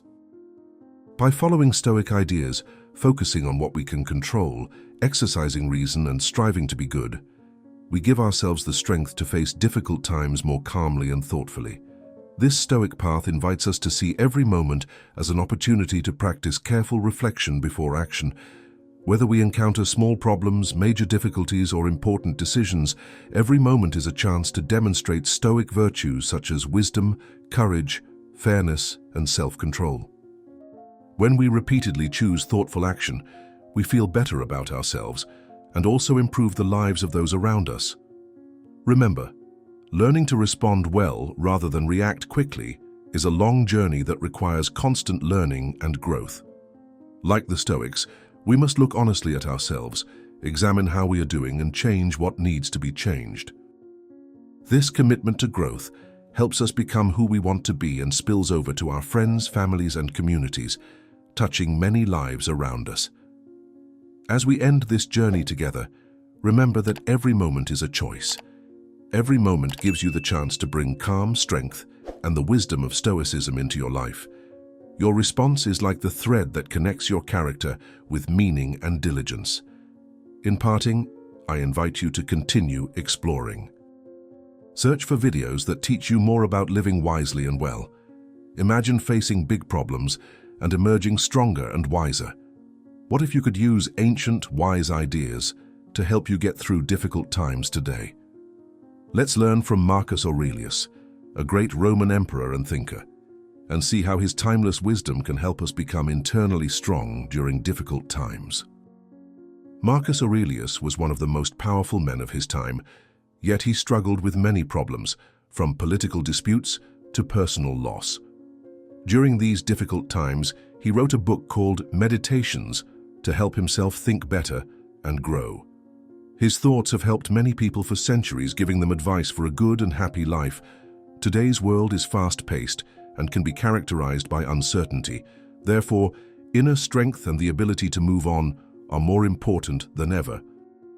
We often face changes in our careers, our social circles, and our personal lives. What if we could learn to handle these changes calmly and wisely, transforming difficult times into opportunities to grow and learn more about ourselves? The Meditations of Marcus Aurelius can help with this. As a thinker and leader, he said it's important to develop good qualities within ourselves and to control ourselves. By focusing on what we can control, our thoughts, feelings, and actions, we can overcome external problems and maintain balance and peace. Stoicism teaches us to create our own happiness and well-being, regardless of what's happening around us. In this video, we look at 10 important life lessons from Marcus Aurelius that teach us to develop inner strength and move on. These lessons give us useful advice for dealing with difficult situations and encourage us to develop a strong, steady mind in everyday life. By tapping into his wisdom, we are better prepared to face problems, learn from what happens, and live more fulfilling lives. Throughout these lessons, we talk about why it is important to control our thoughts, accept what we cannot change, focus on the here and now, be humble and kind, and much more. Whether you are facing problems at home or at work, or need help finding balance in your life, Marcus Aurelius's teachings can be a valuable source of wisdom and guidance. Lesson 1. Control your perception. Everything we hear is just someone's opinion, not a fact. Everything we see is also a point of view, not the whole truth.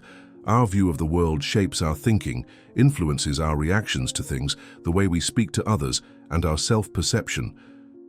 When we know that our reactions stem from our own views, we can stop trying to control things that are beyond our control. A helpful mindset is detachment. Detachment means knowing that life is constantly changing and nothing lasts forever. When we accept this, we can see things more clearly and learn to cope more easily with life's changes. When something bad happens, remind yourself that it won't last forever and try to look at it with an open heart and mind. Meditation can also help us accept things. Take time each day to calm your mind and observe your thoughts and feelings to better understand your reactions. When you're more self-aware, you'll notice when you find it difficult to accept things you can't change. This way you can try to be more open. Learning to accept things we can't change is important for becoming stronger internally.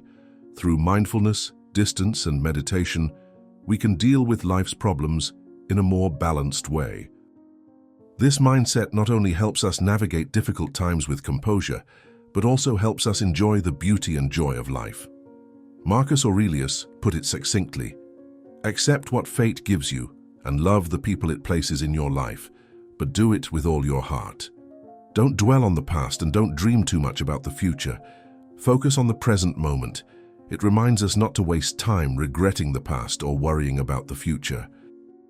By focusing on the here and now, we can enjoy life more and find peace and happiness. Living in the here and now helps us feel less stressed and anxious, makes us more self-aware, and improves our mental health. When we practice mindfulness, we pay full attention to what we are doing and feeling without being distracted by worries. This helps us better understand ourselves and the world and helps us grow and learn. One way to practice mindfulness is meditation. To meditate, find a quiet place, sit comfortably, and focus on your breathing. When thoughts or feelings arise, notice them without judgment and gently bring your attention back to your breath. Even 5 minutes a day can help you feel better. Another way to stay present is to incorporate mindful practices into everyday activities. For example, try mindful eating, where you truly taste and feel every bite of your food, or mindful walking, where you pay attention to how your body feels and what's happening around you. By making mindfulness a part of your daily routine, you can better live in the moment and understand your thoughts and feelings. Take time each day to reflect. Journaling is a great way to understand your experiences and feelings. It helps you stay present and recognize patterns in your thoughts and actions. This can give you helpful ideas for making better decisions in the future. Lesson 4. Cultivating humility and empathy. Before you criticize someone, ask yourself, which of my own flaws are similar to the ones I'm about to criticize? Humility and empathy are very important for becoming internally strong and staying strong even in difficult times. These qualities help us cultivate better relationships, be kinder, and remind us to reflect on our own flaws before judging others. When we practice humility, we admit that we're not perfect and can learn from everyone no matter who they are. This helps us be open to advice and grow as people, allowing us to better handle problems. To practice humility in everyday life, try listening more and talking less. Pay close attention to what others say and be open to the possibility that you're wrong or that you can learn something. Be willing to apologize and take responsibility when you make mistakes. This openness helps us grow and become stronger internally. Empathy means understanding and caring about the feelings of others by putting yourself in their shoes. It helps you navigate difficult situations and strengthens your relationships, allowing you to remain strong even in difficult times. To improve your empathy, practice attentive listening. Give others your full attention, seek to understand them without judgment, and ask questions that contribute to a deeper conversation. Helping others through volunteering or acts of kindness can also strengthen your empathy, as it allows you to recognize what others are going through. Humility and empathy are key to inner strength. By listening attentively, thinking about ourselves, and being kind, we can approach life with more understanding and caring. Lesson 5. Practicing gratitude. When you wake up in the morning, remember how special life is. Breathe, think, have fun, and love others. Marcus Aurelius reminds us how powerful and important it is to be grateful.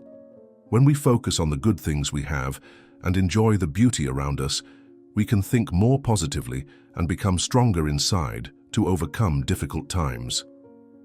Studies show that gratitude often makes people happier, mentally and physically healthier, and leads to better relationships. Grateful people experience less stress and worry and are better able to cope with difficult situations. To bring gratitude into your life, keep a gratitude journal. Each day, write down 3 things you're grateful for, no matter how big or small. This simple habit will help you see the good instead of just the bad. Another way to show gratitude is to tell others you appreciate them. Take the time to thank your friends, family, and colleagues for their kindness and helpfulness. Gratitude strengthens your relationships and reminds you to be thankful. Also, make it a habit to reflect on how you've grown. Notice the things you've accomplished and the difficult times you've endured, and be proud of the lessons you've learned along the way. Reflecting on your journey so far can help you be more grateful for all the experiences that have made you who you are. Also, pay attention to what's happening right now to help you feel gratitude. Notice small joys like warm sunshine or the laughter of a loved one, and savor those moments. Practicing gratitude in this way will help you better recognize life's small gifts and feel happier and stronger inside. Lesson 6. View adversity as an opportunity to grow. What prevents us from taking action can actually help us move forward. What stands in our way becomes the path. Marcus Aurelius teaches us not to see problems as insurmountable walls, but as opportunities to grow and learn about ourselves. When we change the way we think about problems and failures, we can become stronger inside and be ready to learn from difficult times. Problems help us grow in many ways. They can help us learn new skills, gain valuable experiences, and learn more about who we are and what we're capable of. When we overcome difficult times, our self-confidence grows because we see that we can overcome difficult situations and emerge stronger. To view problems as opportunities for growth, first believe that your skills and knowledge can be improved through hard work and practice. When faced with a problem, ask yourself what you can learn from it and how it can help you become a stronger person. Another good idea is to transform negative thoughts into positive ones. When something difficult happens, notice the negative thoughts that arise and try to transform them into strong, hopeful ideas. For example, if you think, "I'll never be able to do this," change it to, "This is hard, but I can learn and get better." Be inspired by the stories of others who have overcome difficult times and turned them into successes. Search for famous people, read their life stories, or listen to podcasts about people who faced major challenges but persevered. These stories remind us that every problem presents an opportunity for growth. Finally, ask friends, family, or teachers for help when things get tough. Supportive people will give you advice, hope, and new perspectives on your problems. This way, you can view challenges as opportunities for growth rather than as insurmountable walls. Viewing difficult times as an opportunity for growth is crucial for becoming stronger internally. By believing in growth, changing your mindset, learning from others, and asking for support, you can view problems as opportunities for learning and development. Lesson 7. The happiness of your life depends on the quality of your thoughts. Marcus Aurelius tells us that clear and wise thinking is essential for happiness and overcoming difficult times. When we guide our thoughts and actions with reason, we make better decisions, better control our emotions, and face problems with calm and strength. Rational thinking helps us view situations objectively, find good solutions, and consider the pros and cons of each decision. When we solve problems with clear thinking, we don't allow sudden emotions like fear or anger to confuse us and lead us to make wrong decisions. To think more clearly, practice asking questions. This means not believing everything immediately, but checking facts and considering other ideas. When faced with a difficult problem, pause and ask yourself what ideas you might be accepting, whether you have enough evidence, and whether there are other answers you haven't considered. Another way to think more clearly is to regularly reflect on yourself. Examine your thoughts, beliefs, and actions to understand why you think and feel the way you do. This will help you recognize when your emotions or misconceptions are holding you back and allow you to think more logically. It's also very important to learn how to manage your feelings, as strong emotions can hinder clear thinking. Exercises like mindfulness meditation and deep breathing can help you better control your feelings and give your mind space for clear thinking. Finally, try to improve your problem-solving skills by doing things that challenge your brain, like puzzles, strategy games, or debates. These will strengthen your mind and help you approach problems with clearer thinking and confidence. When we think rationally, we can handle life's problems better and more successfully. By thinking wisely, reflecting on ourselves, controlling our emotions, and solving problems, we can develop a clear and strong mind that helps us be internally strong. Lesson 8. Cultivating inner peace. Marcus Aurelius reminds us that our thoughts have a profound influence on how calm and peaceful we feel inside. Growing inner peace is essential for remaining emotionally strong and balanced. This allows us to better cope with problems while remaining calm. Inner peace is important for many reasons. First, it helps us cope better with stress and worry. When we feel inner peace, we can more easily face life's challenges and unknowns. This calm helps us avoid fatigue or anxiety, protects our mental health, and contributes to our overall sense of well-being. Second, inner peace helps us think more clearly and make better decisions. When our minds aren't burdened by strong emotions, we can approach problems with more focus and understanding. This helps us find smarter answers and plans. One way to find inner peace is to do things that make you happy and relaxed, such as being outdoors in nature, pursuing hobbies, or spending time with people you love. Taking care of yourself and doing things that make your soul happy will help you recharge and stay calm and balanced. It's also very important to learn healthy ways to cope with stress and negative emotions. This can be done through deep breathing or exercises like yoga or hiking. These will help you shift your focus and regain your calm. Additionally, making gratitude a habit helps you find inner peace. When you focus on the good things in your life and give thanks for them, you'll see things in a happier and more hopeful way. If you've read this far, congratulations. You can be proud because many people give up before reaching this point. Leave a comment saying, "I'm a new person," to show your strength and determination. Having made it this far, you'll definitely persevere until the end. Lesson 9. Accept what is spiritually better, regardless of what others think or do. In this lesson, Marcus Aurelius encourages us to step back from external things and focus on what is within, our values and our spiritual growth. When we stop seeking external recognition or happiness, we can become stronger and more stable internally. When we let go of excessive attachments, we remain calm in difficult times, stop worrying so much about our possessions or the opinions of others, and feel less stressed and sad. To practice letting go in everyday life, start by noticing your thoughts and feelings about what's happening around you. Observe your emotions and thoughts without holding on to them. This way, you'll recognize when you're overly concerned with external things and can refocus your attention on your inner self. Another way to practice letting go is to remind yourself that life is constantly changing. The things we own, the people we know, and situations change.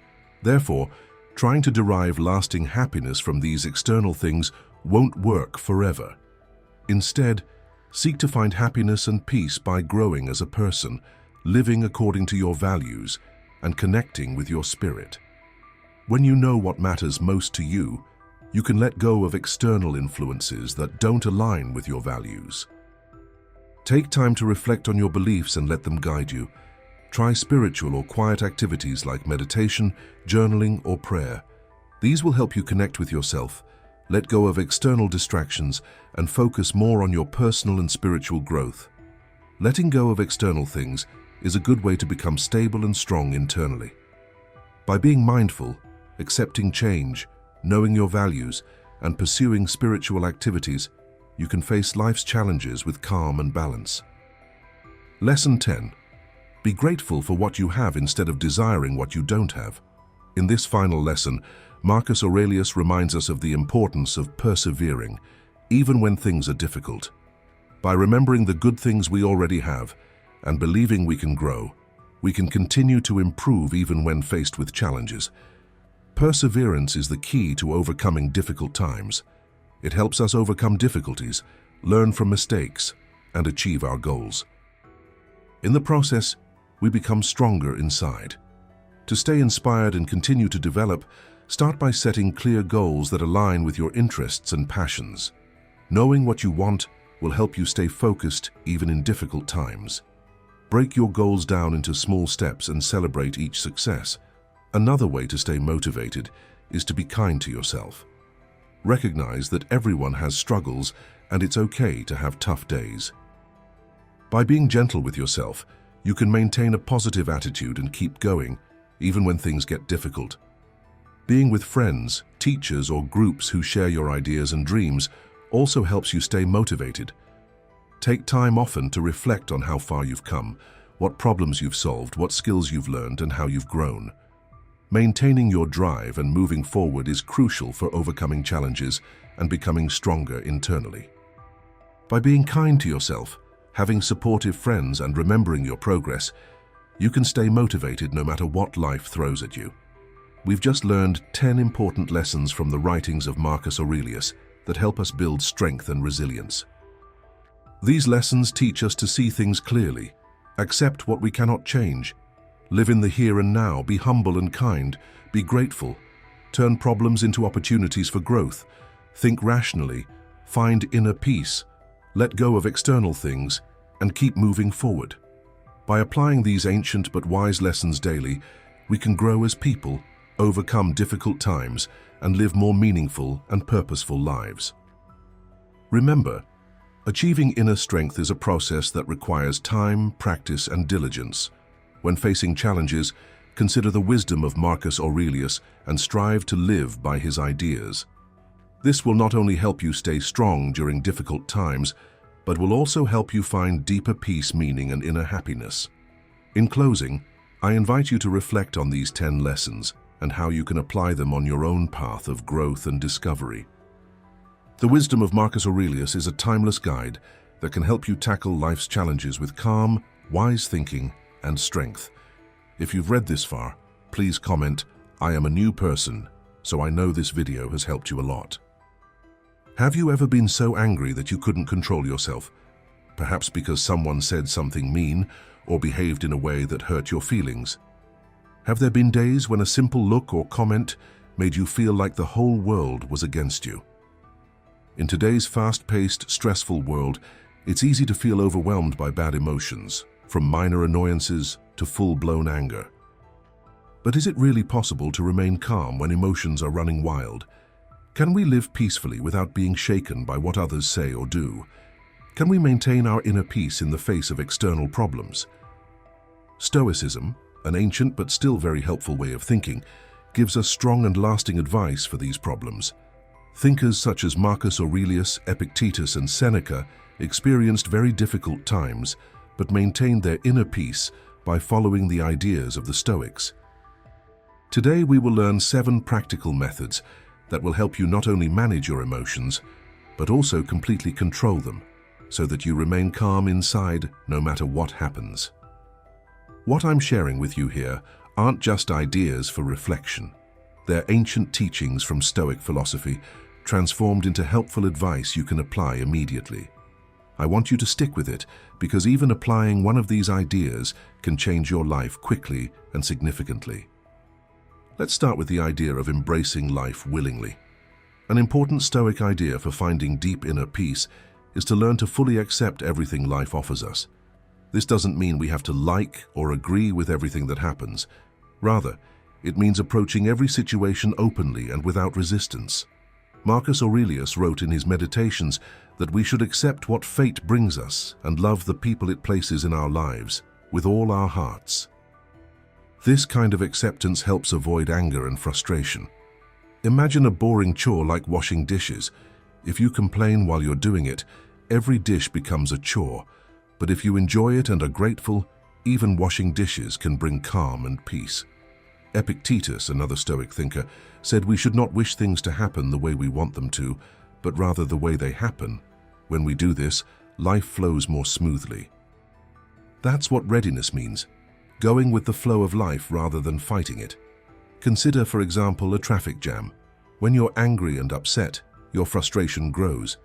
However, if you use the time to listen to an audiobook or podcast, or simply reflect quietly, you gain control over your emotions. When we accept life as it is, stress no longer dominates us. A big part of being willing to learn is knowing your own purpose. Instead of chasing quick desires or small goals, focus on a greater purpose that guides everything you do. Ask yourself, what kind of life do I want to build for myself? What is my ultimate goal? Unlike small desires that only bring us temporary happiness, a true purpose fills your entire being.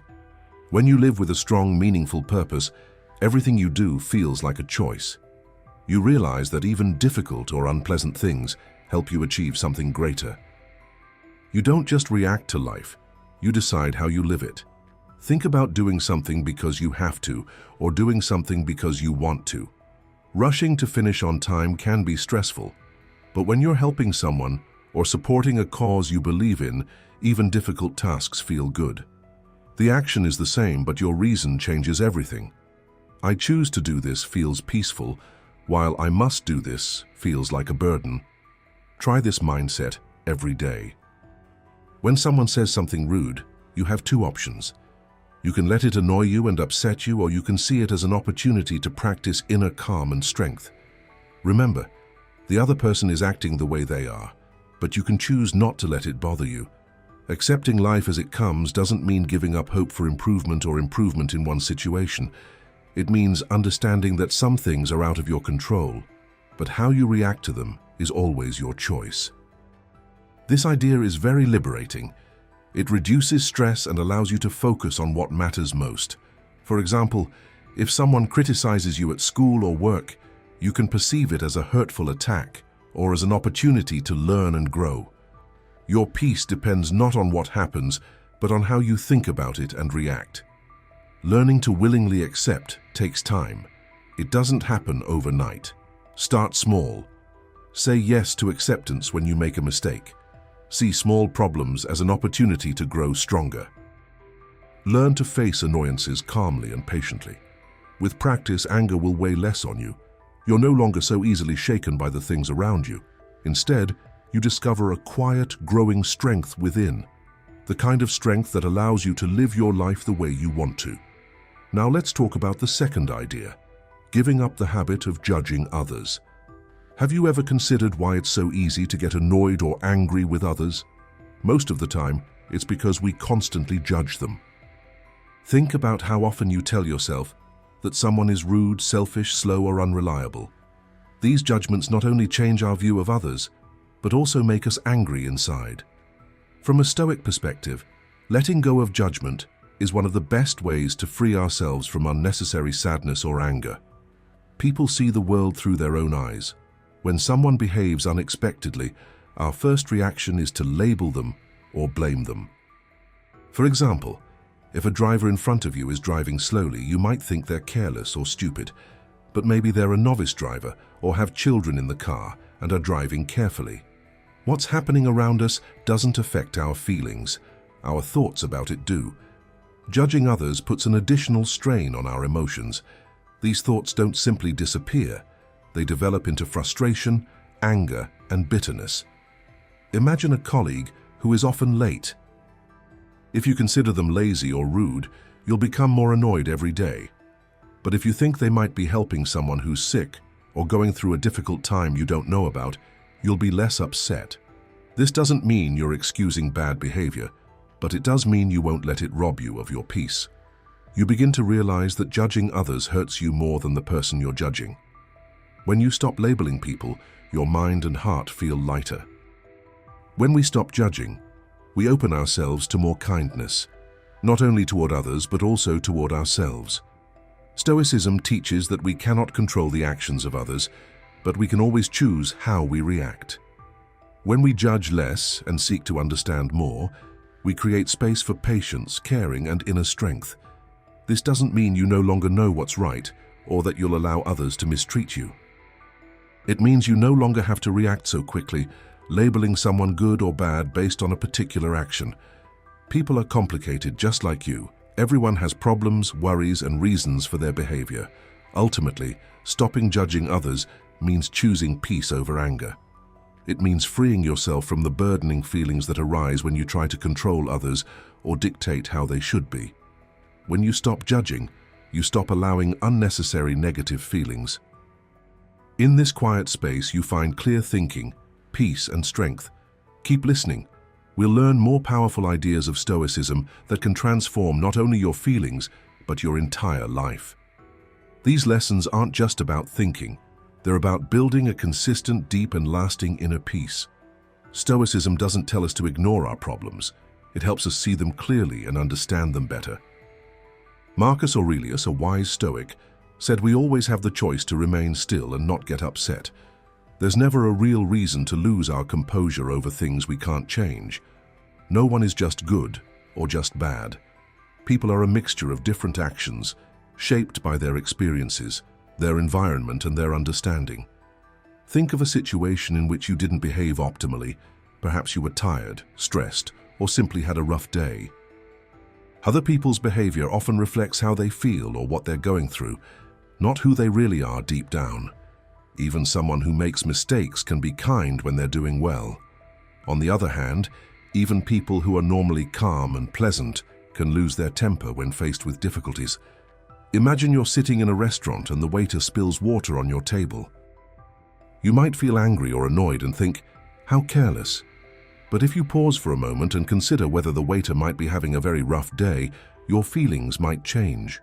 You might feel lighter inside. This is the quiet but powerful power that comes from ceasing to judge. It lifts the heavy feeling from your shoulders and helps you be kinder to others. To be clear, ceasing to judge doesn't mean excusing bad behavior. It means choosing to stop allowing others' behavior to dictate your feelings. You can still recognize when something is wrong without letting it upset you internally. Marcus Aurelius also said that the best way to take revenge on someone who has hurt you is to remain different from them, to maintain calm and self-control. So, how do we practice not judging others? The first and most important step is to notice when you start to judge. Then ask yourself, do I really need this thought? Is it helping me? Try to see things from the other person's perspective. What might they be going through that you don't know about? Remember, life is full of differences. Just because someone thinks or acts differently than you doesn't mean they're wrong. It just means they're different. Not every difference has to be a problem or upset you. Often, it's not worth your time or peace of mind. When you stop judging others, it means freeing yourself from burdening feelings that don't help you. It means learning to let go of the burden of anger and pain. The next time someone makes you angry, pause, take a deep breath and ask yourself, is this feeling really worth it? You'll find that when you choose kindness and understanding over jumping to conclusions, you become more caring toward others and kinder to yourself. Finally, ask yourself this simple question. Do I want to hold on to my anger, or do I want to live freely and peacefully? The answer lies with you. When you stop judging, you also lose the desire to control others. This shows you an important truth. Much of the stress and disappointment in life comes from expecting others to behave the way we want them to. But that's not how life works. People do what they do, with all their different reasons and stories, and we may never fully understand why. This raises a deeper question. Is trying to control things really the path to peace, or does peace come when we stop exerting control? This is the core of Stoic thought. Instead of wasting energy trying to change things we can't change, we can choose to accept things as they are and feel less stressed. You can't decide how life unfolds, but you can always decide how you react. Imagine you're stuck in a traffic jam, cars honking loudly, and you might be late. You feel yourself getting angry. Why don't people drive better, you think? But the truth is you can't change the way others drive or immediately ease the traffic. What you can control is your mind. You can get upset, or you can take a deep breath and accept that this is something beyond your control. This simple act of letting go can change your entire day. Think of a mother who constantly worries about her child's school tests. She wants the best and is afraid of failure. But no matter how much she worries, she can't take the tests for her child. Or think of an employee who resents their boss's decisions. No matter how much they disagree, they can't get their boss to change. Many of our resentments arise from having too high hopes for things we can't change. When those hopes don't come true, we feel sad and angry. I knew a young entrepreneur who was working hard to develop a new technology product. His dream was big. He wanted to change the entire industry. But when the product launched, people weren't particularly fond of it. He felt depressed. He blamed his customers for not understanding him and thought others wanted to hurt him. This mindset kept him trapped in his sadness. I spoke to him and told him to change his focus. Instead of worrying about what others weren't doing, he should think about what he could do better. He slowly improved his product and learned that growth takes time and patience. By focusing only on what he could control, he found new hope, regained his creative energy, and ultimately became more successful than before. This demonstrates what Stoicism truly means, recognizing when you're wasting energy on things you can't change and instead focusing on what you can. When you feel stressed, ask yourself, do I have this under control? Am I exacerbating the problem by feeling this way, or am I making it worse? These aren't just ideas, they're useful tools to help you think clearly. Giving up control doesn't mean giving up or doing nothing. It means carefully using your energy in your thoughts, feelings, and actions. Imagine you're rowing a small boat down a river. You can't stop the water, but you can learn to steer the boat carefully, adapting to the current and moving smoothly forward. A helpful Stoic habit for this mindset is intent of evil, that is, thinking in advance about potentially bad things. Take a moment each morning and imagine what could go wrong: a delayed train, a cancelled meeting, or a friend disappointing you. By thinking about these possibilities in advance, you make peace with them before they happen. When they do happen, you'll be ready to accept them calmly. Letting go of control is not a sign of weakness, it is a sign of great strength. It gives you freedom. When you stop holding on to things you cannot keep, you make space for peace, creativity, and inner power. Start with small steps. Don't try to argue just to agree with someone. Stop dwelling on past problems. Stop looking for guarantees in life. Life is like a river, constantly flowing and often unpredictable. But when you stop fighting the current and instead learn to swim with it, you'll discover that peace isn't something you have to chase. It's something you create moment by moment, decision by decision. When people don't behave the way we expect, we easily get annoyed or disappointed. But have you ever wondered why we expect perfection from others or the world? Stoically speaking, perfection is not only impossible, but also a major cause of sadness and anger. Thinking that everything should go exactly as we want it to is an illusion. When we realize this, we begin to free ourselves from the bad feelings that arise when things don't go our way. Think about your own experiences. Have you ever felt let down because a colleague didn't do their part and caused you problems at work? Or perhaps you felt hurt because someone around you didn't keep a promise or said something mean. These things happen frequently, but we often behave as if people should never make mistakes. But is that fair? The Stoic teacher Epictetus said that it's not what really bothers us, but how we think about what happened. Our anger and frustration arise from the way we view others' actions, not from the actions themselves. The world is inherently chaotic, full of surprises, and imperfect. It's never designed to work exactly the way we want it to. When we try to force it, we only suffer. Let's consider an example. Imagine you've worked hard for days preparing an important presentation. You did your best, but just before you were ready to begin, the person who was supposed to bring important materials made mistakes or forgot parts. At first, you might feel very frustrated, thinking, how could they have been so careless after all my work? But from a Stoic perspective, this feeling doesn't help you. The mistake has already happened, and blaming others only makes you feel worse. It's better to ask yourself, what can I do now to improve the situation? Knowing that people make mistakes will help you stay calm and think clearly to find good solutions. Stoicism teaches us to focus on what we can control.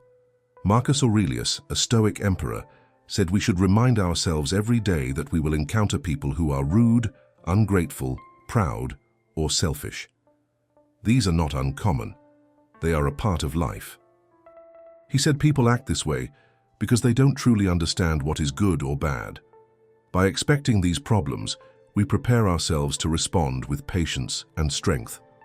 This doesn't mean being negative, but rather being realistic and preparing for life's surprises. Accepting the world's imperfections can change how we deal with everyday problems.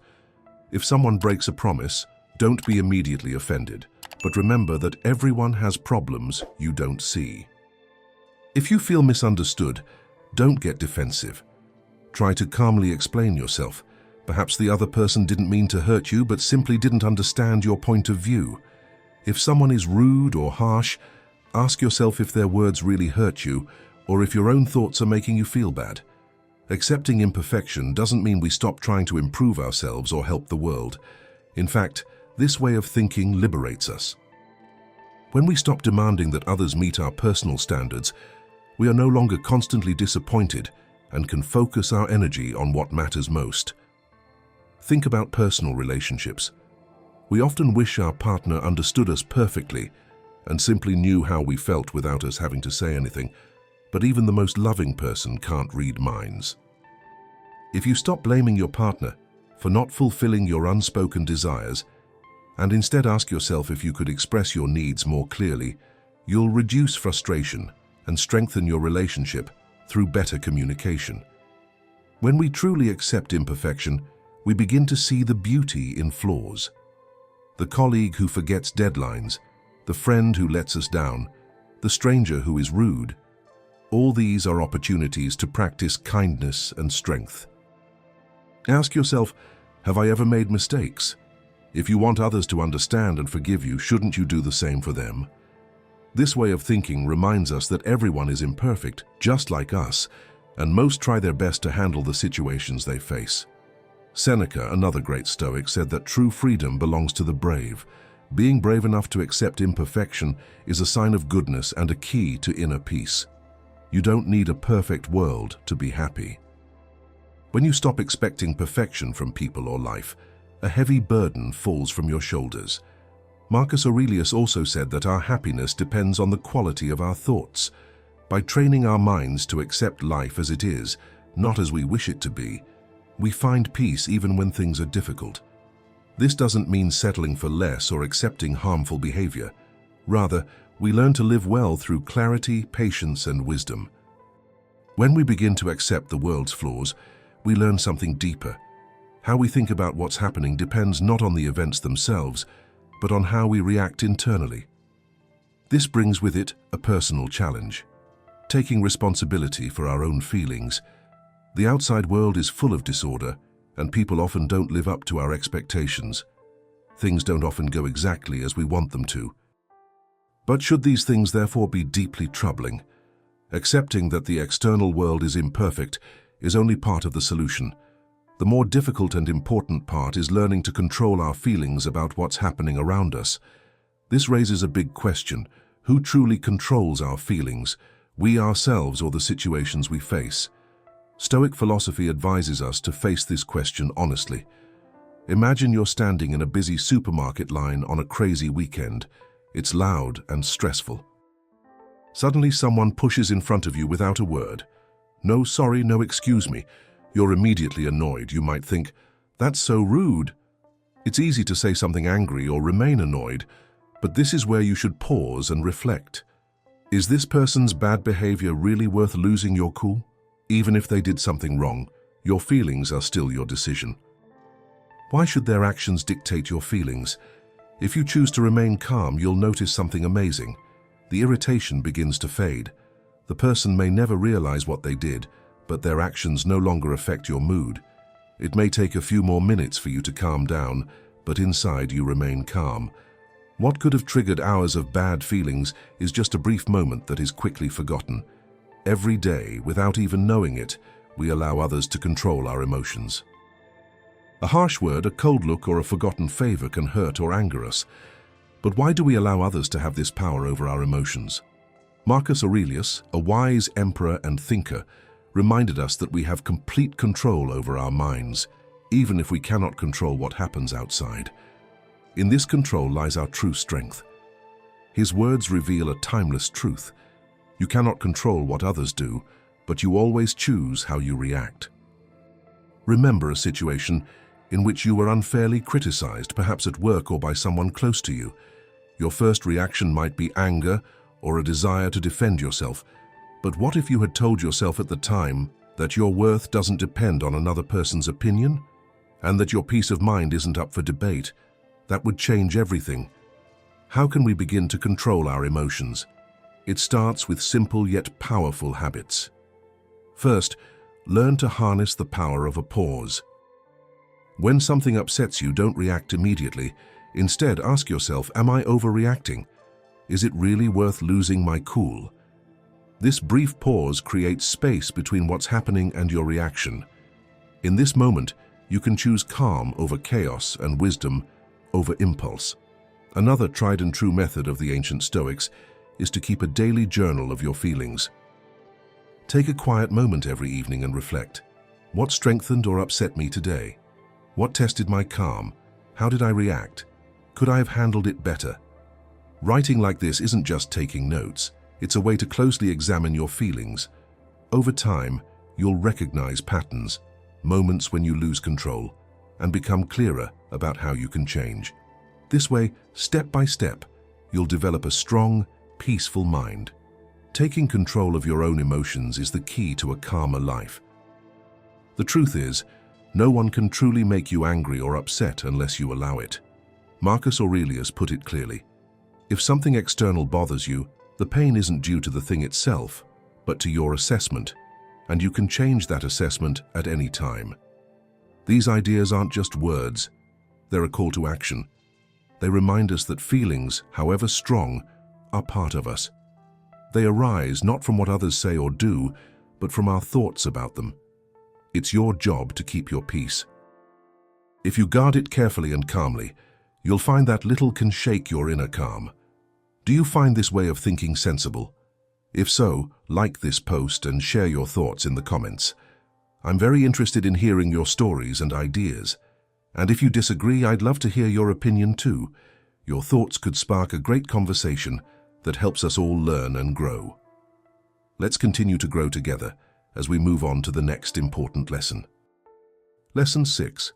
Practice not reacting immediately. Surprising things happen all the time in life. Perhaps a colleague loudly criticizes you during a meeting, leaving you shocked and embarrassed. Or a stranger pushes in front of you while you've been patiently waiting. Or someone says something sharp that hurts your feelings or makes you angry. These little moments can easily spoil your mood and fill you with anger or bitterness. But is there a better way to deal with them? Can we remain calm and collected even when others behave badly? Yes, there is. It's the ancient but powerful skill of non-reaction. Epictetus, a great Stoic teacher, said, "It's not what happens to you that matters, but how you react to it." This simple truth is very powerful. When you reflect on it, you realize that your feelings don't depend on what others do, but on how you view and respond to those things. Think again about the meeting example. You might initially feel embarrassed or upset, especially if the criticism is public and unexpected. You might want to quickly defend yourself or hit back to protect your pride. But what if you paused?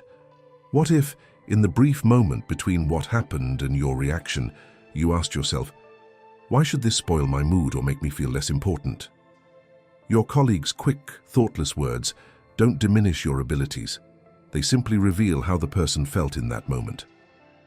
By not reacting angrily or annoyed, you remain calm, behave professionally, and demonstrate true strength, not weakness. Instead, imagine smiling calmly and saying, "Thank you for the feedback. I'll think about it after I finish my presentation." With this one calm response, you gain control of the moment. Your colleague, who is expecting an argument, meets you with grace and calm. Instead of feeling shaken, you leave the meeting confident and calm. This is the quiet power that lies in not reacting immediately. Seneca, another great Stoic, once said, "The best cure for anger is waiting."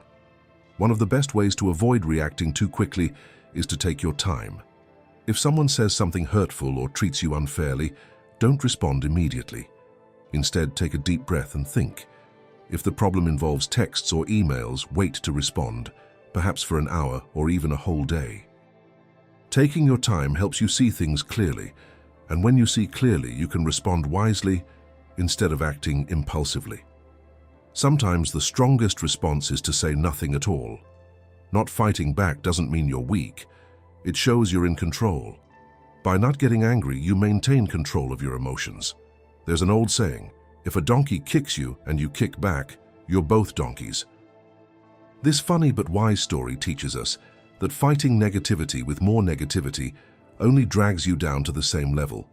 But if you rise above it and don't react, you maintain your respect and calm. Imagine a loud argument where every word makes the situation worse. Now imagine one person stops talking and doesn't react. Slowly, the anger dissipates. Without fuel, the fire goes out. Those who step back aren't weak, they're wise. They've chosen calm over pride and kept their emotions in check. Think for a moment. When was the last time you got really upset about something trivial? Was the anger worth it? Would you act differently if you had the chance to step back? These are important questions that help us become more self-aware and in control. Marcus Aurelius put it succinctly, when something external upsets you, the pain isn't the thing itself, but your attitude toward it, and you can always change that attitude. This advice isn't just an idea, it's useful for real life. It means you can regain your composure even in the most crazy life. Learning not to react too quickly doesn't mean accepting mistreatment or doing nothing when something wrong happens. It means carefully choosing where you spend your energy and not wasting it on petty, meaningless arguments. When you practice not reacting too quickly, you gain control over your emotions. You maintain your calm and build a strong heart that isn't easily shaken by outside influences. Remember this every day. You can't control what others do, but you can always control how you respond. In a noisy world, calm, quiet, and a steady heart are your greatest strengths. This is what Stoicism teaches. Now let's look at the next important lesson. Lesson 7. Find joy in giving to others. When you learn to stay calm and not react rashly to things around you, something amazing happens. Your inner world feels lighter. The heavy feelings you once carried, anger, frustration, pain, begin to fade. Things that used to upset you now feel like small ripples in the great river of life. And where there was bitterness before, something new and beautiful grows, a quiet, radiant happiness. This joy comes from understanding, caring, and giving without expecting anything in return. As your heart softens and opens, you make room for kindness and love. You begin to realize that sometimes the best way to maintain your peace is to forgive, let go, and be kind, even when others don't reciprocate.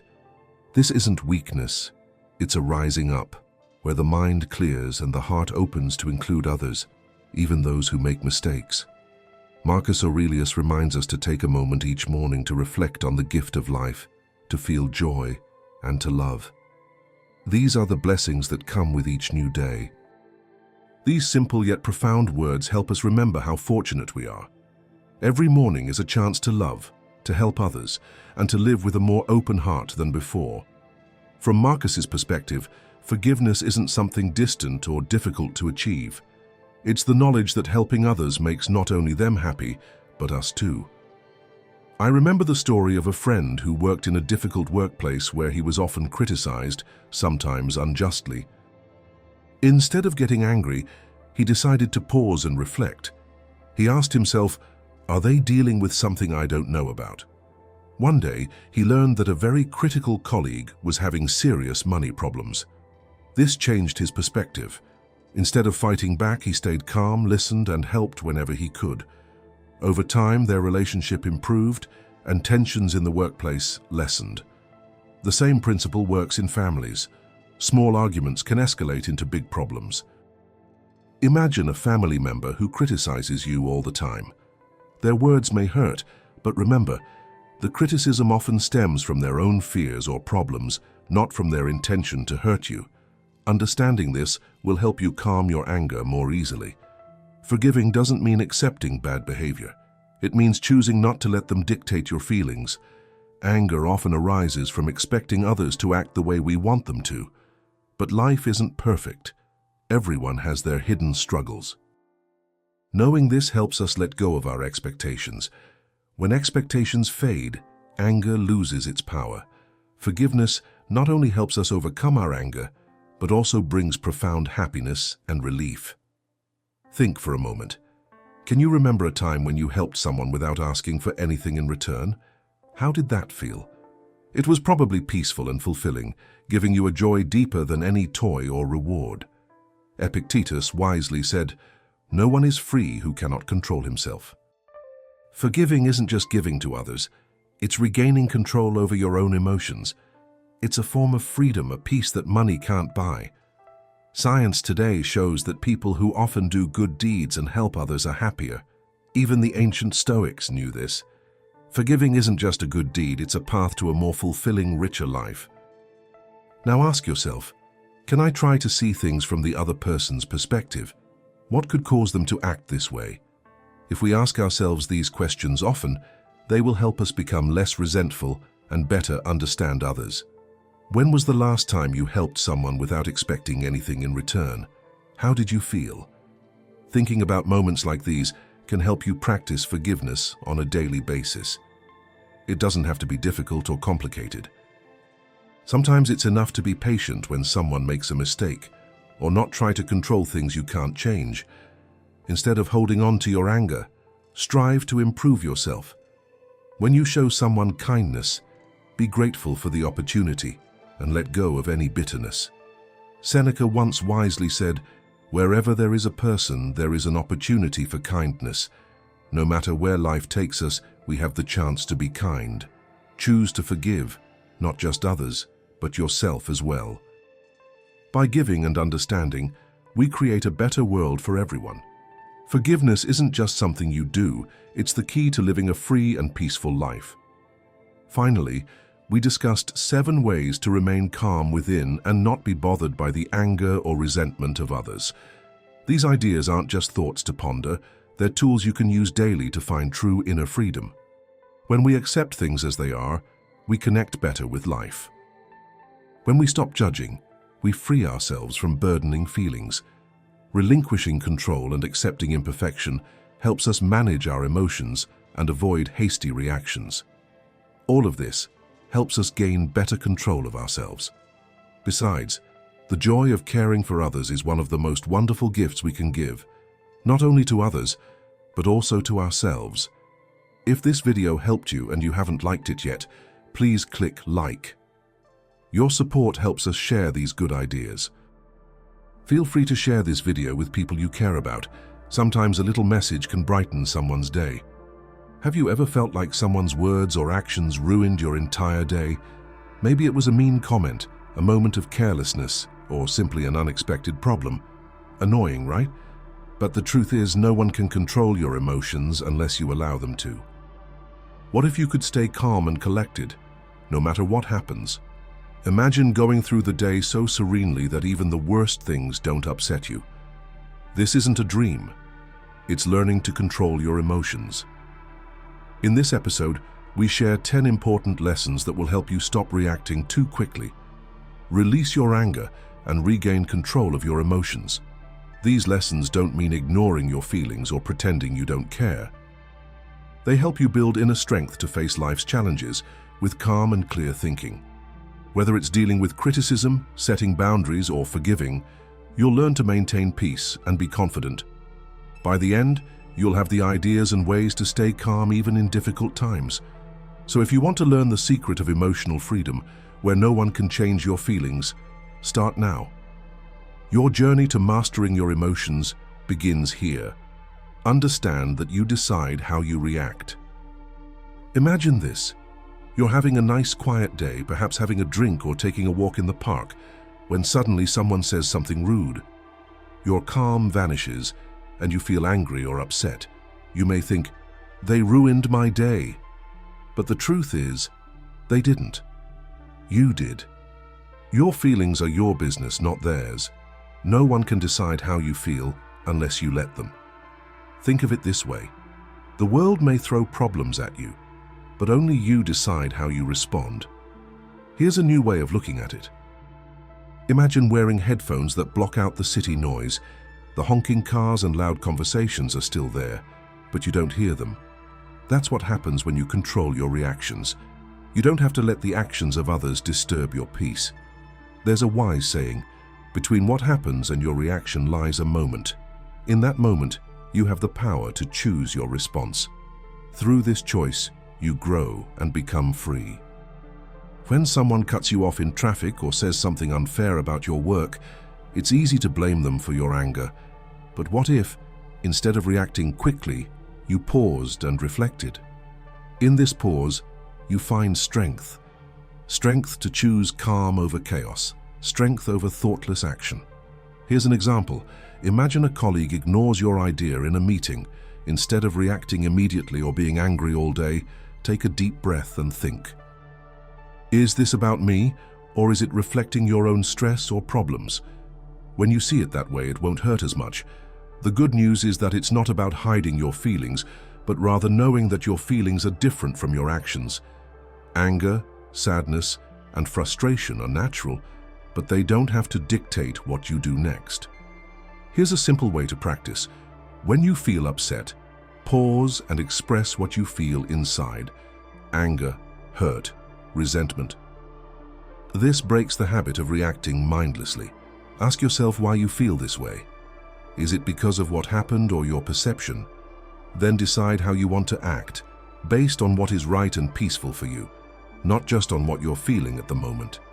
Imagine how free you would feel if you went through life without letting other people's rude words or petty problems unsettle you. They all lose their power over you when you control your reactions. You have a choice every time. You can let others control your feelings, or you can regain control and maintain your peace. The next time someone tries to make you angry, remember, it's not their actions that define you, but your reaction. And when you choose calm, you don't just control your emotions, you gain true freedom. Stop expecting others to behave the way you do.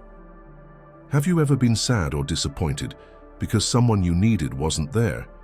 You think, how can they be so inconsiderate? I would never do something like that. The harsh truth is, people don't live by your rules or values. They act according to their own. Expecting others to think or act the way you do is like trying to control the weather. It's impossible and only makes you unhappy. Think of it this way.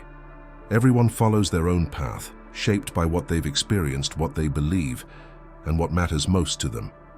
If someone does something that hurts or upsets you, it's usually not your fault, it's theirs. Trying to change or control their behavior only makes you feel powerless. Instead of expecting others to behave a certain way, try to accept them as they truly are. Imagine a colleague who constantly interrupts in meetings. Instead of getting angry or lecturing them, understand that their habit has nothing to do with you. When you stop hoping for change, you save yourself unnecessary anxiety. There's a wise saying that perfectly applies to this. Expectations are the cause of all suffering. The less you expect others to behave the way you want them to, the more you protect your own peace. Here's a useful exercise to help you let go of those expectations. Notice what you think will happen. When someone bothers you, ask yourself, what did I expect them to do?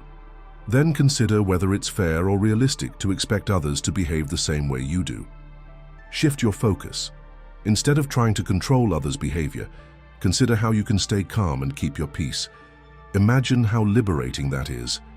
The rude stranger, the forgetful friend, the neglectful colleague, none of them can hurt your feelings unless you let them. When you stop expecting others to live up to your standards, you take control of your own reactions. People are who they are, not who you want them to be. Accepting this doesn't mean putting up with bad behavior or forgetting what's important to you. It means knowing that your inner peace is too important to lose over things you can't change. The next time someone disappoints or annoys you, pause for a moment and remind yourself, they're acting like themselves, not like me.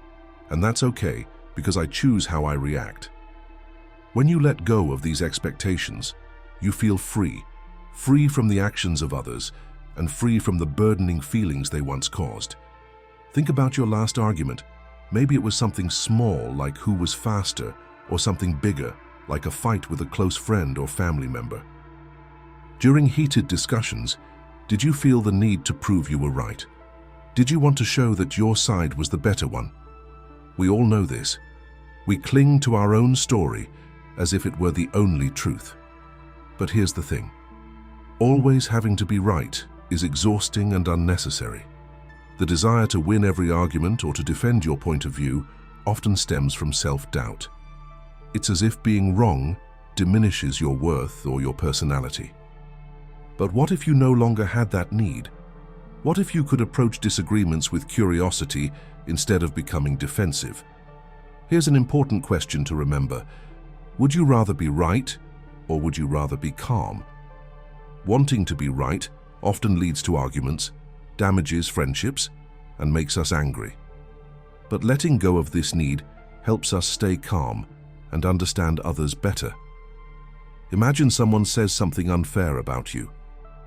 Your first instinct might be to defend yourself, disagree, or find fault with others. But what if you paused and asked yourself, is it worth my energy to prove them wrong? Will this argument really change anything important? Most of the time, the answer is no.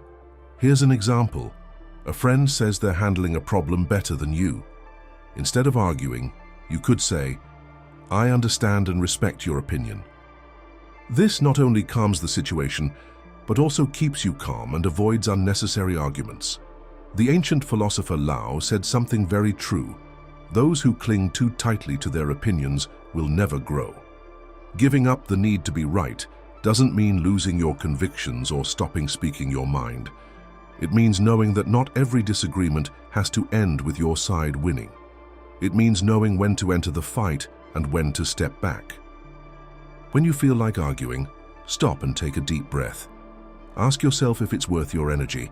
Try to understand the other person's point of view instead of trying to win. This often calms the problem. Save your energy for the arguments that really matter, those that align with your values or have high impact. Over time, you'll notice how much easier it is to no longer always be right. You'll feel lighter and more relaxed because you no longer want to control every conversation or prove every point of view. Arguments won't upset you as much because you've chosen calm over pride. Remember, your worth isn't about winning arguments or proving you're smart. It's about how you conduct yourself, conserving your energy and maintaining your inner peace. The next time you're about to argue, pause and say, being right doesn't make me happy, but being calm does. In that moment, you'll understand the true power of letting go. Imagine this.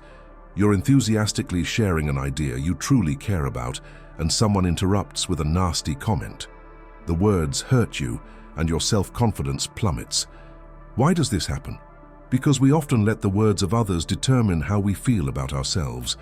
But the truth is, your worth doesn't depend on what others say. It doesn't depend on their praise, their criticism, or their opinions. If you depend on others to speak positively about you, give them control over your feelings. True emotional freedom comes when you regain that control. Think about it. When a colleague criticizes your work harshly or nastily, you may want to defend yourself or feel sad. But what if you paused and said to yourself, their words reflect how they see things, not my worth? By not linking your worth to their opinion, you remain calm and focused. Marcus Aurelius once said something wise. It never ceases to amaze me how people love themselves more than others, yet care more about the opinions of others than their own. This doesn't mean you should ignore all advice or stop listening to others. It means you should only keep what helps you grow. Helpful advice can help you move forward, but mean or unfair comments shouldn't occupy a place in your thoughts. If someone's words hurt you, take a moment to breathe before reacting. This pause gives you the opportunity to find your response instead of acting mindlessly. Consider what was said. Is it true or just a personal opinion? Keep what makes you grow and let go of the rest. Remember, your worth doesn't depend on the approval of others. Your value lies within yourself, no matter what others say. Lao said it well, Care too much about the opinions of others, and you will always be their prisoner. Letting go of the need for approval doesn't mean you stop caring about others. It means you stop worrying about opinions that don't help you. This frees you from unnecessary emotional baggage. The next time someone's words make you doubt yourself, pause and ask yourself, am I letting this define me? Or can I focus on what I truly know about myself? In that moment, you take back your power and remember that no one can diminish your worth unless you allow it. True strength isn't in avoiding criticism, but in knowing your worth even when others criticize. When you stop letting other people's words control you, you create space to be true to yourself, to be confident, and to find peace. No one can take that life away from you. Protect your energy by setting boundaries. Imagine this: a friend calls you when you're very busy and asks for help with something they could probably handle on their own. Or a colleague suddenly gives you a task at the last minute and expects you to say yes. You feel pressured and frustrated at the same time because it disrupts your plans. Why is it so hard to say no? The truth is, to maintain your peace, you must set boundaries. Boundaries aren't selfish, they're necessary. Without them, others control your time, energy, and emotions. Saying yes to everyone else is often like saying no to yourself. Remember this important thought: you can't pour from an empty cup. If you constantly give without protecting your energy, you'll feel tired, resentful, and disconnected from what you need. Boundaries protect your freedom and help you maintain good relationships. Think about this: if someone crosses your boundaries, it's not really their fault. It's your fault because you didn't make your boundaries clear. People can't read minds, and if you don't tell them what's okay, they'll keep going, often without meaning to. Setting boundaries shows that you respect yourself and teaches others to respect you. Here's an example. Imagine your friends constantly ask you for advice, even late at night. You want to help them, but it drains your energy. Instead of feeling inwardly annoyed, you could say, "You're important to me, but I need to rest tonight. Let's talk tomorrow." This is kind but firm and preserves your peace without damaging the friendship. The philosopher Epictetus said that freedom means living the way you want to live. Living freely doesn't mean ignoring others. It means choosing where you spend your energy. Boundaries help you set your priorities and ensure you don't give more than you can handle. To set boundaries, be clear and honest. State your boundaries calmly and directly. People are more likely to respect boundaries when they understand them. Use I statements to explain your needs without blame. For example, say, "I need some peace and quiet after work," rather than, "You keep nagging me." Keep your boundaries clear and specific. Once you set a limit, stick to it. Being consistent shows others that you mean business. Lao said, "He who knows when to stop stays out of trouble." This means that knowing and respecting your boundaries helps avoid stress and problems. Boundaries aren't walls that push people away. They promote healthier, more balanced relationships. The next time you feel overwhelmed or taken advantage of by others, pause and ask yourself, have I clearly expressed my needs? Am I respecting my own boundaries? By setting boundaries, you free yourself from too many demands and save energy for what matters most. Remember, you don't have to solve other people's feelings or problems. Your first task is to take care of yourself, your peace, your time, and your feelings. Pay attention to your energy, set your boundaries, and you'll feel lighter and more in control. When you take care of yourself, you can give the world your best. Stop caring so much about what others think. Imagine sharing an idea you're proud of with a group, but instead of receiving support, you receive criticism or are ignored. This disappointment hurts and can make you doubt yourself, but ask yourself, why do you care so much about other people's opinions? We all crave approval, but depending on it is like chasing shadows. You never really find them. True freedom begins when you stop letting other people's opinions determine your worth. Think about it. Everyone sees the world through their own eyes, shaped by their life, their feelings, and fears. What someone says about you often says more about them than it does about you. If you believe their opinion, you give them power over your feelings and decisions. Why should you let someone else tell your story? Consider this simple yet powerful thought. Your worth is not up for debate. It doesn't depend on what others say, good or bad. It's within you, strong and solid, no matter how loud it is outside. Here's a practical example. You're wearing a new outfit you like and a colleague says, "That's an interesting choice." You can let that comment hurt your confidence or remind yourself that it doesn't take away any of your joy. When you no longer depend on approval, you can live your true self. The Stoic Epictetus said, "If you want to improve, accept being thought of as stupid or silly." That may sound harsh, but it's freeing. Growth often means doing things that others don't understand. Wanting everyone's approval can hold you back, but forging your own path, even if it's misunderstood, sets you free. Here's how to begin to detach yourself from other people's opinions. Question how important they really are. If someone's opinion bothers you, ask, "Why is this important? Is this really dictating my life?" Remember your values. Focus on what's important to you, not what others expect. Practice letting go. When you hear criticism, acknowledge it, but don't cling to it. Imagine their words are like leaves floating down a river, there for a moment, then gone. Lao said, "Concern yourself with the approval of others, and you will always be their prisoner." This doesn't mean ignoring helpful advice or shutting people out. It means ignoring what doesn't help you. Good criticism helps you grow, but unfair judgments belong to others, not you. Think of detaching yourself from opinions like using an umbrella in the rain. The rain falls, but it doesn't soak you. When you focus on your inner guide, you remain steadfast no matter what others think. The next time someone's words shake your confidence, pause and ask yourself, "Am I living for them or for myself?"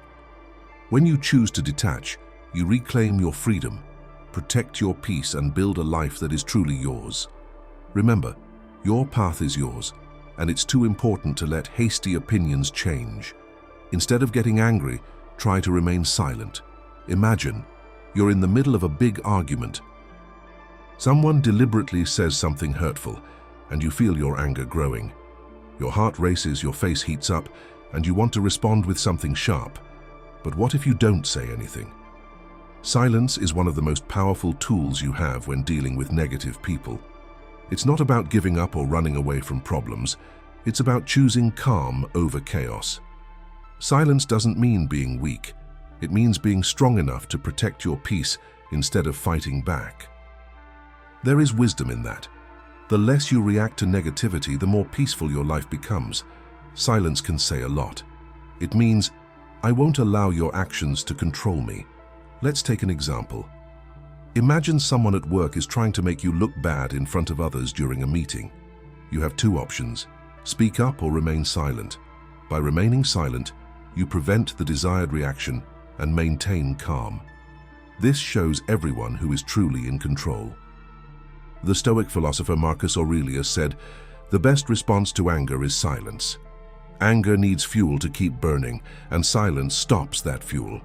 When you choose not to intervene in the fight, you break the cycle of bad feelings and protect your emotions.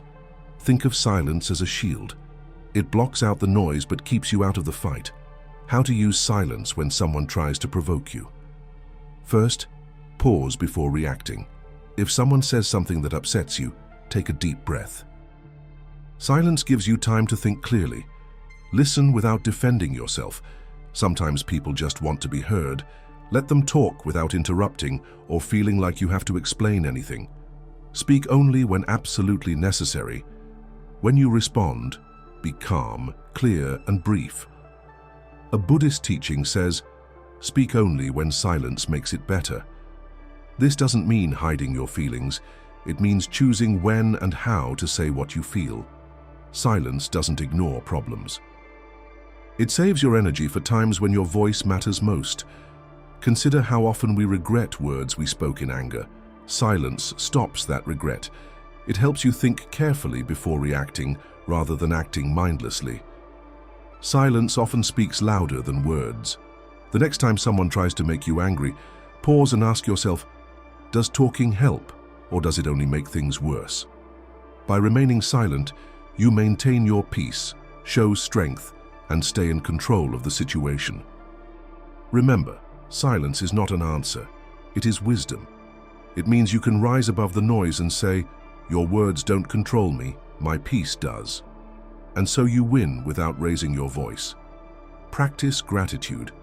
Imagine a day when everything seems to be going wrong. Your plans are scuppered, someone is rude, and small things seem too big. Anger rises inside you and you think, "Why is everything so difficult?" Stop now. What if instead of thinking about all the bad things, you focused on the good? Gratitude can transform anger into calm and help you look at even bad times with a fresh, peaceful perspective. An important truth is, you can't be angry and grateful at the same time. Gratitude is like a reset button for your mind. It pulls you away from negative thoughts and reminds you of the good things that are still there even in difficult times. Here's a simple example. You're stuck in traffic and late for something important. Instead of getting angry at the cars in front of you, try this. Take a deep breath and think of 3 things you're grateful for. Maybe it's having a car, maybe the ability to go somewhere important, or even just the music on the radio. It may seem insignificant, but this small change can quickly make you feel better. The philosopher Cicero said, "Gratitude is not only the greatest virtue, but the mother of all others." Gratitude doesn't just stop anger. It helps you be stronger, more patient, and focus on what matters most. You can use it any time to maintain your inner peace. This is how gratitude becomes a habit. When you feel yourself getting angry, stop and take a deep breath. Ask yourself, what am I grateful for right now? Keep a gratitude journal and write down 3 good things that happen to you each day, no matter how small. This trains your mind to see the positive. Use gratitude to change your perspective. When something difficult happens, think about what you can learn from it or how it could be worse. Gratitude often comes from seeing what you still have. For example, if someone criticizes you, instead of getting angry, think, "I'm glad I can learn from this even if it wasn't nice." This doesn't mean the other person was right, but it does help you control your emotions. Buddha said, "Let us be grateful. If we haven't learned much today, at least we have learned a little. Even if we haven't learned a little, at least we didn't get sick. And if we did get sick, at least we didn't die. So let us be grateful." Gratitude shifts the focus from what you don't have to what you do have. It's not about ignoring anger or frustration. It's about choosing what lifts you up over what brings you down. The next time you feel anger rising, pause and ask yourself, what can I be grateful for right now? You'll see that gratitude doesn't just stop anger, it gives you calm, clear thinking and control. In these moments, you'll know that peace isn't something you find, it's something you create. View criticism as an opportunity for growth. Imagine you have an idea you're proud of, shared at school, with friends, or online, but someone is quick to say something mean or harsh about it. Your first reaction might be to get defensive or angry. This is normal when your hard work is received negatively, but what if you could view criticism not as an attack, but as an opportunity for improvement? Criticism, no matter how it sounds, can be beneficial if you recognize its value. It can show you things you've missed, make you think again, or motivate you to improve. When you change your perspective, criticism is no longer frustrating, but becomes a tool you can use to help yourself. For example, imagine you're preparing a presentation and a classmate points out some mistakes. Maybe you ignore what they say and think, "They're just trying to bring me down." Or you pause and think deeply. Is there any truth to their words? How can I use this advice to improve myself? If you choose to think this way, a hurtful attack can turn into an opportunity for growth. A wise thought sums it up well. Criticism, like rain, should be gentle enough to allow you to grow without destroying your roots. This doesn't mean that all criticism is justified or worthy of attention. Some people criticize because they're jealous, don't understand something, or want to be mean. The important thing is to listen attentively and keep what helps you, but let go of what doesn't. Here's how to handle criticism calmly. First, take a moment before reacting. If someone criticizes you, take a deep breath so you don't react angrily. Consider who is giving you this feedback. Is it your intention to help? Do you really know what you're talking about? Learn from it. Even if the criticism is harsh, it may still contain something useful for you. Let's consider a personal example. Imagine a family member is critical of your decisions, such as your job or lifestyle. Instead of arguing or getting upset, you can say, "I understand. I'll think about it." This shows that you're mature and gives you a chance to reflect on it later without making the situation worse. The philosopher Epictetus once said, "If someone tells you that someone else has spoken ill of you, don't make excuses. Simply reply, 'They don't know all my faults, otherwise they would have said more.'" This reminds us not to take criticism too personally. Instead, view it as a part of learning and growth. The next time someone criticizes you, ask yourself, what can I learn from this? Is it about me, or does it say more about the other person? How can I grow from it? Lao Tzu teaches us, to know others is wise, to know yourself is true wisdom. Criticism, if you think about it properly, is like a mirror that helps you understand yourself better. It may be uncomfortable, but it usually leads to growth. By accepting feedback, even if it hurts a little, you build strength, humility, and a clearer understanding of yourself. So the next time you receive criticism, pause and change your perspective.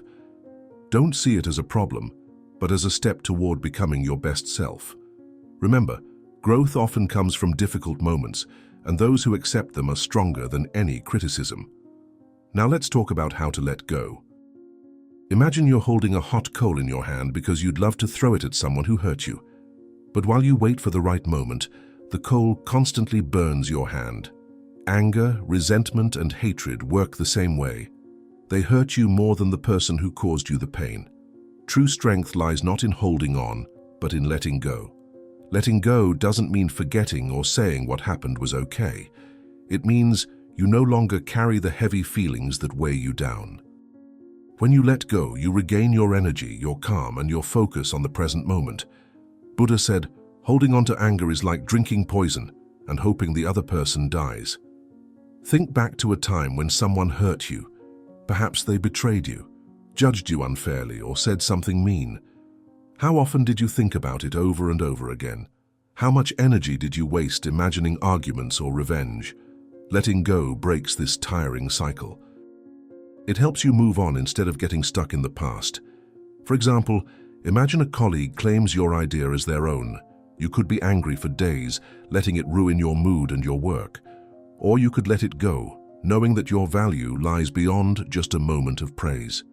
The decision to let go preserves your peace and allows you to focus on what matters most, your growth and what lies ahead.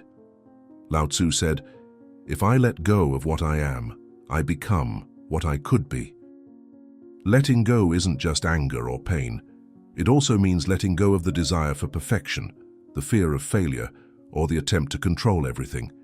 It means accepting life as it is, with all its surprises, and finding freedom within that. This is how you begin to let go. First, pay attention to your feelings. Hiding them only makes them stronger. Allow yourself to be hurt, angry, or sad without being hard on yourself. Then think about the situation differently. Ask yourself, what can I learn from this? How can this make me stronger? Focus on the now. Letting go is a decision you make for yourself, not for others. Imagine letting go like a balloon. The longer you hold on to it, the more your hand hurts. But when you let go, you feel lighter and freer. Life is less about what has happened and more about what can happen. Marcus Aurelius said, "Don't get upset about things you can't control. Let them go, and you will find peace."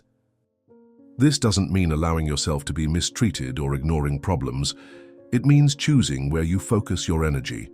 By letting go of what you can't change, you make room for what you can, a happier, more peaceful life. So the next time you find yourself holding on to anger or regret, pause and ask yourself, is losing my peace worth it? What if I let go?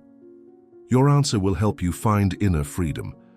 True strength lies not in holding on, but in knowing when to let go. When you do, you'll feel lighter and stronger. And there you have it. 10 powerful lessons to help you control your emotions and stay calm, no matter what life throws at you. These aren't just ideas. They're tools you can use daily to maintain your peace, build your strength, and control your response. Remember, the goal isn't to hide your feelings or stop caring about them. It's to face life's challenges with clarity and strength. Mastering your emotions doesn't depend on what happens to you, but on how you react to them. The power to remain calm, serene, and free is in your hands. Keep these lessons in mind as you move forward. Practice pausing before reacting. Set boundaries that protect your energy. Let go of things and people you can't control. Every time you choose peace over anger, you move closer to the strong, stable life you deserve. If this helped you, share it with someone who might also need some rest. And if you have your own tips or stories about rest, I'd love to hear them. Leave a comment below. Thank you for being part of this journey. Remember, emotional freedom isn't a place you reach. It's something you practice daily. So continue to be there for yourself, stay mindful, and keep growing stronger. Until next time, take care and stay calm.